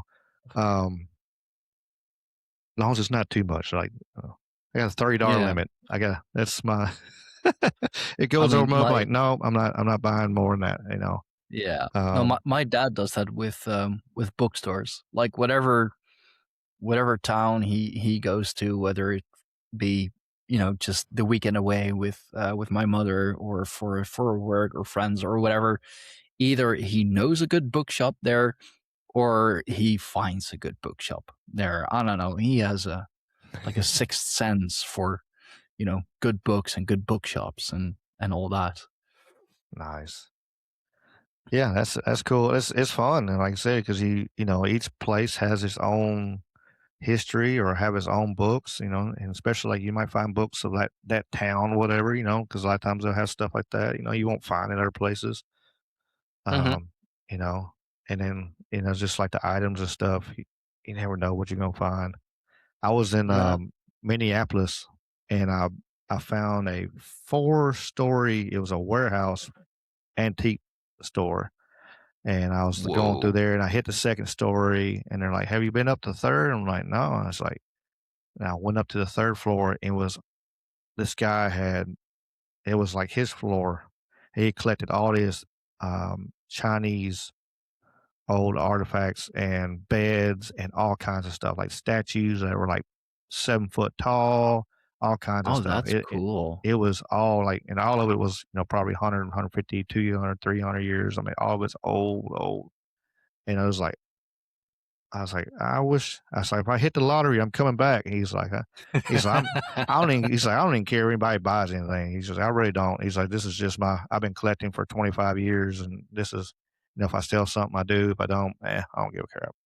But then they had another floor with some more stuff on top. But yeah, it was so much stuff there.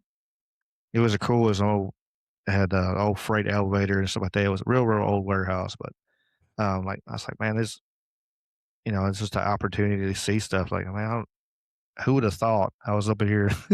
I would find this, stuff that's more stuff that I would find in a museum.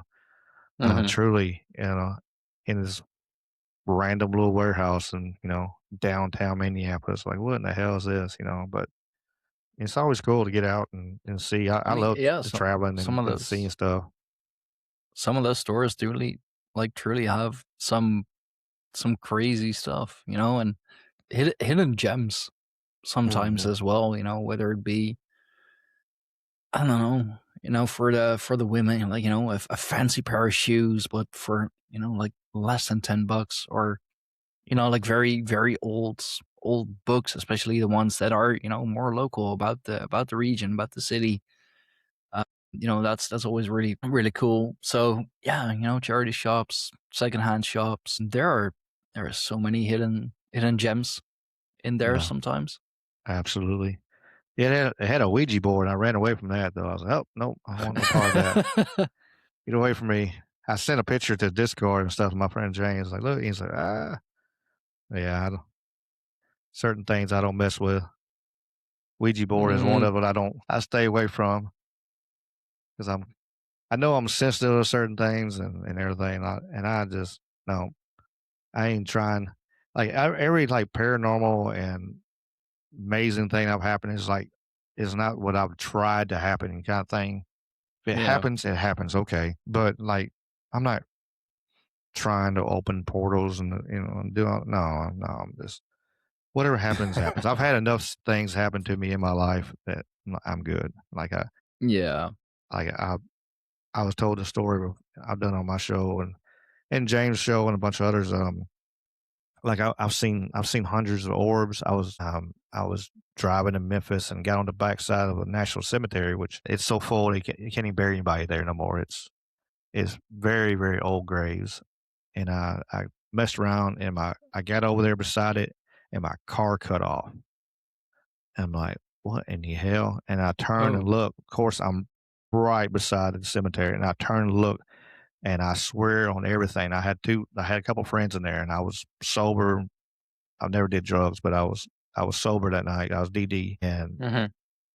hundreds of orbs flying through the air across that cemetery. No lights out there, just, and I'm like, I'm like, come on, car, crank up, you stupid son. And I was sitting there yelling at it, and then Yeah. it was like a movie. And I was down the end of this road. This car headlights came on, ding, and I'm like, "We're not getting killed today, buddy. You're cranking up." And finally, that car just cranked up, and I spun it around and did like a 180 and got out of there. I'm like, "Holy hell!" It's like, but like I said, like stuff like that happened. You know, eh, it's like I ain't intentionally get over there and try to find anything. I went to last year. No, year before last, 24, I think. Has it been? I don't know. But I went out there. And my mom was like, "There's a Civil War battlefield there in Tennessee. It's called Shiloh." And my mom was like, "I want to go." I was like, "All right, we're gonna go then. Let's go." It's like I don't know. I've gotten that mentality side, like especially like they say something. They're my parents are getting older. Stuff happens. So I'm like, if they say something like that, I'm like, all right, we're gonna do it then. We're gonna do it. And then they're like, well, I'm like, all right, we're gonna do it here because I I'm a procrastinator just as bad as they are. And I'm like, all right, well, if I know in my head, I'm like, all right, if I say we're gonna do it this, this, and this, and then they're all right, we're gonna do it. I make them kind of set a date and set a time. So I'm like, all right, we're gonna go this time. We're gonna go during the holiday weekend. Blah blah blah. And they're like, okay. Okay. So, all right, we're gonna have a picnic.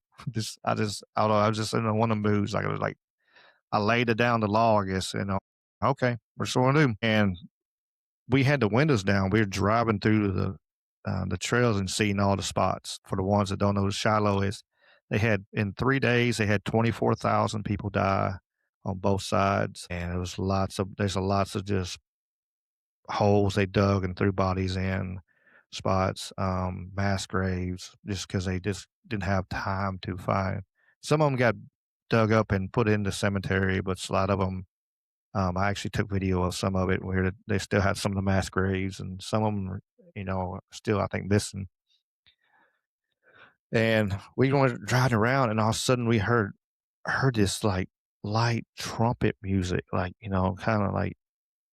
And I'm listening, oh, what in the hell? And there was nobody else, no cars nowhere near us. Like we couldn't see a car and I'm like, what the hell was that? But I didn't say nothing. I just kept driving. And my mom turned and looked at me. She's like, you heard that, didn't you? I'm like, yeah, I did hear that. And she came on my show a couple weekends ago, and I finally got her to come on. She was like, I don't know. I'm like, it's gonna be fine, mom. Nobody's gonna make fun of you.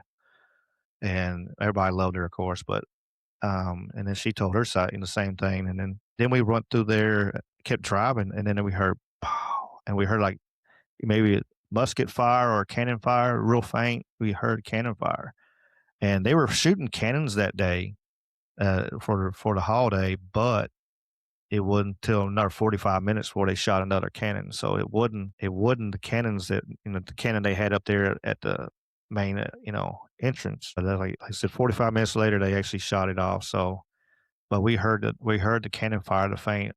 I figured, I guess it maybe the cannon fire that as they were doing actually maybe woke up like, oh no, we're under attack again. Poor soldiers out there back firing again. But it was, and then I heard that, and then my mom did the same things. Like, you heard that too? And I'm like, yeah, I heard that too. But seeing like I said, stuff like that, it happens. But Hmm. I don't go out and seek it and try to open, like I say, open portals and do the Zap Baggins. God, yeah. Get Yeah, paranoid and try like, to try to agitate the spirits and yeah, then, attack me. gets scared and fucking run away when something actually happens. It's like you're fucking asking for it. What do you expect? No, I'm not trying. Yeah. Like, y'all leave me alone. I'm gonna leave you alone, guys. Like, I'm cool. Like, yeah, I understand. I know you're there. Um, but I'm not gonna mess with you. No, that's not my goal. No, definitely not. No. Yeah. I mean, I've seen plenty. My wife's a medium, so she, I mean, I don't want to say like attracts these things, but makes it easier at least. And of course, being interested in the esoteric, being interested in the occult and everything, you eventually you'll see things, hear things. If you're open to it, Hmm. it's there. It's all around. It is. It's nothing special, really, but it's can be a little scary sometimes, especially when you're not expecting it or when it's a few dozen orbs at the same time. That's yeah, that's an experience for sure. Yeah, yeah. It is. And, it's I don't know. I think I think certain people, that they kind of you have to have maybe to see it. I think some people do have to have like a gift, you know, Mm, because there's a lot of people like I ain't never seen nothing. I've been, they even go to places, haunted places. I don't see nothing here. They don't never see nothing, and then other people walk through right behind and like, well, I just seen or I heard, um, you know, because maybe they're more open to that situation, to a point, or just, like I said, like gifts and stuff like that. Like, I know, like me personally, I have like I can sense, I'm really good at sensing in the room. Like I can sense the change in the room. I can sense, people a lot of times, like hmm I've upset people and like, and I turn around and like, and I was like, well, you're mad about this and this and this. How did you know I was mad about that? I just knew you were mad about it. But how did you know I was mad? I was like, well, I knew. And like, and was just like mad as kind of mad at me. It was like mad at me and like, that don't make I never had nobody know I was mad and trying to do my best not to be mad, but I knew, just everything that change. I don't know. I've always been like that. I could sense when people, that kind of thing. Just they're that subtle mood changes or sudden shifts, and I can see it and I'm like, oh, okay. yeah. And I've done it recently. Like I said, they're like, how in the hell did you know? I'm like, oh, well, I just knew. It was just like, oh, okay, this is what's going on. Just putting all the situation like this, my brain started cranking and pop, pop, pop. Oh, okay, that's what it is. And then I actually say it. A lot of times I just keep it to myself, but I actually said it. And they're like, how to? And then you're right, but how did you know? I was like, well, I just knew. I don't know. Yeah, Yeah. I just did. Like, yeah, I've had lots of lots of paranormals. Like me and James were talking last night. Where like between we could do like a 24-hour live stream. Probably we're just sitting there talking situations that happened, and like I said, not trying. Um, going by graveyards and temperature change and stuff like that. I've had that Mm, happen. I rode my bike to work one time, and when I moved back out to my parents, I was like, man, it'd be cool. I'll ride my bike because I got used to riding my bike, and I was sitting there and riding along, and all of a sudden it was the middle of the summer, and all of a sudden it got cold. I'm like, how the hell is it getting cold? And I looked to the right, and there's a graveyard right there. And I was like, oh, I forgot about that son of a bitch, and I took off. And I'm like, "Oh, yeah, of not doing course. this no more. I know I ain't doing this no more." But yeah, I did. I was like, "Man, I forgot all about that graveyard being there. I didn't think nothing about it." But I did. As soon as I got over the hill and right there, that temperature just it dropped 20 degrees. I know it did, and I'm like, "Mm-mm, nope, Yeah. staying away." Which I'm Yeah. weird about No. graveyards. I tell people all the time. I was like, I'm real weird about graveyards. Like I won't. I'll make sure I'm not walking over graves. I'll walk behind whatever, make sure, or if I'm walking across the grave, the yard, but I'll making sure I'm not stepping on anybody's Mm. spot where they're buried or whatever. I don't know. It just freaks me out, I guess. And it's also a matter of respect, That really. for sure. And especially like I got a family burial ground down in way down Mississippi. We've had people buried there since 1700s, I think. Yeah, there's a lot of our family and stuff like that. I don't know.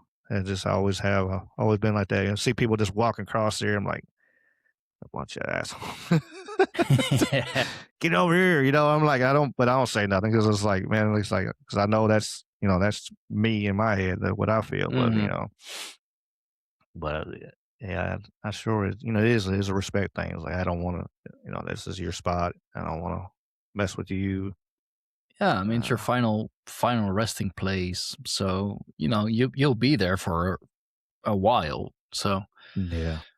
I mean, it's kind of like it's like someone like literally walking over your house or like just walking into your place, just like, dragging shit and mud and whatever all over it and not respecting your things. It's like You get agitated as well. You'd be like, piss off. Leave me the fuck alone. What are you doing? Mhm. I don't know if he's on other I'm sure he's on other platforms or whatever, but I seen it on Facebook. There was a video, the guy, he has I guess he's got a spirit box, maybe. I'm not Hmm. sure what he's using, but it seems like he's using a spirit box, but he's cleaning tombstones and getting all the stuff off of it, Oh, and yeah. and then I think I know he's what you like, mean. and the voice is like clean, or just say something like, "Hey, my daughter's here," or something like that. Mm. And he'll pick up voices while he's talking. He'll talk back to him, whatever, while he's cleaning. It's like, I'm cleaning, or whatever. I found that the other day. I was like, ah, I think I I know don't know which if I one could you do mean. Yeah. that. I hope I could do No, that. but I mean, It's yeah. cool, and it's awesome, for them to, to respect, and clean up some of them tombstones, because some of them, you can't see no more, and No, nobody's yeah. got I mean, family no more, that's they going to get do hella that. dirty over time. Yeah. Yeah. Hey, man, it's been it's been well over 2 hours. I I can mean, talk all we day, so oh we yeah, for sure, for sure. But man, I haven't even had breakfast yet. But I've this been, is all I've had so far today. This is it. but I've been having too much fun talking, talking about jujitsu. I mean, God, that's what you get when you put two practitioners in the same room. Yeah. Talking ghosts, talking like whatever. We've touched on a lot, but it's been fun, man, for sure. Thank you. Oh yeah, yeah, yeah. Now for sure, I never would have thought I've been talking about jujitsu today. I really didn't. I was trying. I was like, man, what am I going to talk about? I was telling people. I was like, I don't even know what I'm going to talk about. I was like, well, yeah, I'm me. I'll wing it, swinging. You know, swing it for the fences. All I know how to do. Just try to give it a Hmm. wing and see what happens. But yeah, this has been fun. And it's I awesome that mean, you're training and stuff like that. That's yeah. awesome. And yeah, and I really do appreciate you having me on, because this has been fun. I enjoy it. Like I said, I can talk all day. I get the So I gift of gab noticed. from my grandma. I think Yeah, she no. could So talk to so walk I it. noticed. She I could mean, my grandma could walk up. She'd be in a grocery store. I'll tell this story real quick. But she, and turn around, and then you walk back up, you go pick up something. She come back, she's like, "Oh, this is such and such, and she knows da da da, and her family, blah blah," and she would know their whole freaking family history in 3 minutes. I'm like, Nanny, how the hell did you find all that out? But she's never met a stranger. She would, one of the things, and I, I I have moments of it. Like I have moments of quiet, but once I relax, it's on. Then I can yeah. I can talk and whatever, and I've done it for my friends' shows and stuff like that. If he's been quiet or have a guest, whatever, I'll pop in. I'm like, all right, I got you. I And then mean, the other shit. times I'll call in, and he's like, all right, I was like, yeah, you cut me off I when you mean, want me to cut me off. It is what it is. hmm I got you. Whatever you need, we can talk. And I mean, dude, same. Like we could be here for another 2 hours, but I mean, at a certain point, guys got to eat, and oh I yeah, yeah, no still I doubt. have other stuff to do, and it's like it's past 6 o'clock already. But yeah, thank you so much, man, for coming on. This has been great. I love just these more casual conversations every now and then where you don't go into a specific topic, but just shoot the shit, really. Absolutely. Yeah, and get the I think you get more out of it, really do. You can touch more stuff, and again, it's organic and it's natural and it's just Yeah. flowing. Be water, like Bruce Lee said. Yeah, hey man, let the good people know where they can find more of you, where they can find more of your stuff. Plug whatever you have going. Okay, yeah. Yeah, I'm on Spotify. Mostly I've been doing more YouTube or Rumble. Um, for sure. Ricky, anything is possible. Um, and check it out. I'm on Twitter at the Legend 4H. I haven't had a chance. It's my old. Um, that's another long story for the legend part, but I didn't give myself the name. I'll put it that way. But um, just my early 20s. But Yeah, check it out. We do live. I do a live stream on Sunday nights, 7 Central Time, from 7 to 9, because the Trouble Minds Radio comes on at 9. I try to respect Mike Strange because he's one of the reasons I got into this.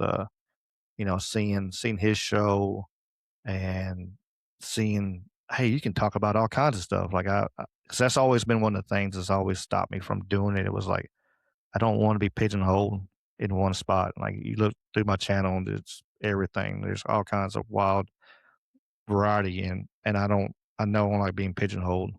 And so, which I think has hurt my channel a little bit because he's like the algorithm's like, I don't know what to do with this guy. He's all over the place, but I'm having fun, so it don't matter. Um, and the people that's found it loves it. So that's the big thing. And so it's growing organically and it's growing, cool. Um, Wednesday nights, at 8:30 Central Time, we do another live stream, talk talking with conspiracy, lean more political stuff, and then random tech, all kinds of stuff.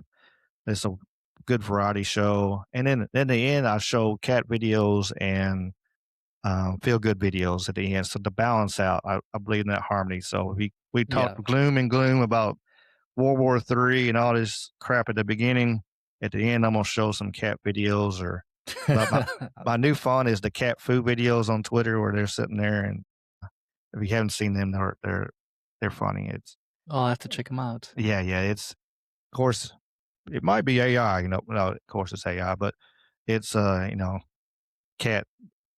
It's like one video you turn around and the cat jumps in and starts attacking the dude, and they're having, of course, they're doing like kung fu or and all of a sudden the cat pull out a gun, just out of nowhere, or um, one time he Okay. pulled out like a bazooka, and the guy he was fighting pulls out like a string and a ball and starts swinging it, and so the cat falls over it and starts playing with the string and ball because it's a cat, and You'll have to send me some of those yeah, videos. I'll send you some. I'll send you the channel on some, and then another one. The cat pulled out a phone and had a picture of a girl in a bikini, and the guy stopped and he threw it over a cliff, and the dude jumped off the cliff to chase the girl on the phone, or whatever. Just random silly stuff. But it's like, hey, we need that kind of stuff. Like it's stupid and it's random, but it's to break the monotony of Yeah. hey, we're in World War III. I'm like, I don't want to think about that all the time. I don't think we're in World War III. We're damn close, but it it's we're one big situation, because one little I situation mean, that triggered the whole thing. But I don't think we're there yet. But it's I'd say it's more of a war for the mind, a war for the spirits, than like an actual physical hot war, if you will. But we can get into that some other time. I definitely have my ideas yeah, on for that. Like, sure. if we're ever going to go into that, we'll be here for another 3 hours. Yeah, I won't try to open up another can of worms for sure. But yeah. Please like and subscribe and check me out. And like I said, we have fun, and how this show was today with you is how my shows go. A lot of times is kind of we just have fun and wing it, and no scripts. Just natural. I do show, like on Wednesdays, I show a lot of videos and stuff like that. So I have a general idea, kind of guides Mm, a little bit, but not 100%. And I have my friend Dave and Jamie come on, and Jamie kind of has mild Tourette's syndrome, and he kind of gets excited and starts raising hell. And Dave is very well read, and um, he'll go on a long rant and a tangent, but it's he's quoting all kinds of stuff in books and everything. So it's amazing. So it's a cool dynamic between the three of us, and it's fun. So, and if you ever want awesome. to pop in and come join us one time, you hadn't to be up. It'd be late though for you. It'd be like 2 o'clock in the morning, but I mean, if 2 to 3. I'm If you hadn't to be up one like time, if I'm not working, or if I'm off the next day, I can do that. Just um hey, just pop I'll in. I'll yeah, I'll keep an eye on the channel. Just let me know when you go live, and I'll see if I can jump in. Sounds like fun. I love those. I love those kind of shows. Like, I'm also part of the round table with the Bush Whisperer Shaman. pop in every now and then, and that's always great fun. I love those kind of shows. Tried to Mhm. do them myself, but never really, got them off the ground. It's so hard trying to, It's get it is the multiple point. people on one show, and all the agendas and all the times have to line up, and Yeah. Sometimes it's it's a just bitch. me on Wednesdays. Sometimes, stuff happens and it's just me. And then sometimes I have 2 or 3 people pop in. I have James of South Cedar Paranormal. He comes on Sundays with me, and the paranormal expert of the world.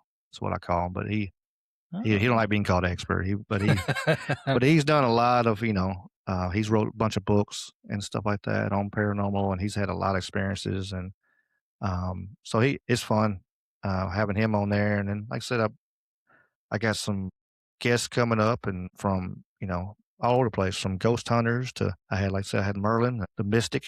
He talked all kinds of you know strange, different theories and stuff like that. Some question, but and then just having talking just regular ghost stories and stuff like that, and it's all over the Regular place. ghost stories. Yeah, Yeah. just regular ghost stories, but Yeah, uh, yeah. nothing crazy. All right. Well, I'll make sure that the important links are, of course, in the description box down below. I'm very happy that YouTube now also has the collaborator function. Makes it so much easier. So I'll definitely do that for you as Awesome. well. Make sure that everyone is well represented, because without my guests, I really would not have a show. I would not know half the things that I do. I wouldn't have met half the people that I have. So, want to make sure that, you know, you're all well represented as a sign of gratitude from me as well. Yeah, this has been good. This has been great. And speaking of live streams, I of course do a live stream every Saturday with the bare-chested runic genius, Mr. Zaralath Eternal. We do rune readings, high-minded discussions. So yeah, you are more than welcome to join. Of course, get your cards read, get your fortunes read. His Cool. readings are always incredibly accurate, and he doesn't blind as well. He just you know, goes by the weird, just pulls it out of the ether. So, question in mind or something that you want to know more about, have a more definitive answer about, and he pulls the cards and he pulls the runes, does the intuitive reading, and man, they are so incredibly accurate, and he doesn't even know what the question is. Like he knows, it's only after the reading's done. It's like, so what was your question? And how'd you like the reading? And pretty much everyone that's come into the chat and has their readings done so far is like, holy shit, like how did you know? Like this is so fucking accurate. Even down to, I mean, not specifics, like like family stuff, and he'll like describe the situation that's going on. It's like, you have no way of knowing that. No, but that's called intuition. That's called tapping into Gifts.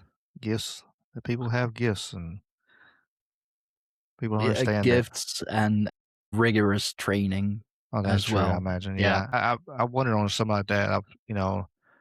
Like certain gifts and stuff. You do have to train and develop, but hmm that's I cool. mean, I'll be on with him next Saturday. Will I? I don't know. I think I'm working then. Anyway, every Saturday, unless specified otherwise. Um, Yeah, thank you everyone for watching. Thank you everyone for listening. This is a long one, but a fun one for sure. So yeah, make sure to like, share, and subscribe. Leave something nice in the comments. Fucking hell, leave it in the comments if you survive this. What is going to turn out 2.5 hour show. Make sure to do the same for Ricky as well.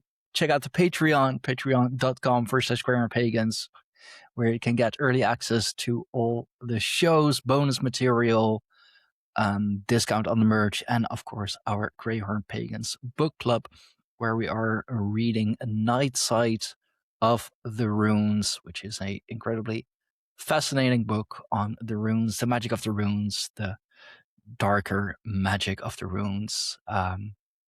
Patreon.com/Greyhorn Pagans is where you can join, or join as a channel member for similar perks, but minus the book club. Check us out on Instagram at Greyhorn Pagans. It is, social media wise at least, the best way to contact me. Join the tribe of the Greyhorn Pagans on Telegram. If this is all too much for you, simply go to our website, www.greyhornpagans.com. Everything is on there. All the important links, important people, important news, whatever it is all on there. www.greyhornpagans.com, patreon.com/greyhornpagans. Thank you all for watching. Thank you all for listening. Have a good day, good evening, good night, whatever it may be to you. And I will see you all on the next one. Have a good one, everyone. Bye-bye.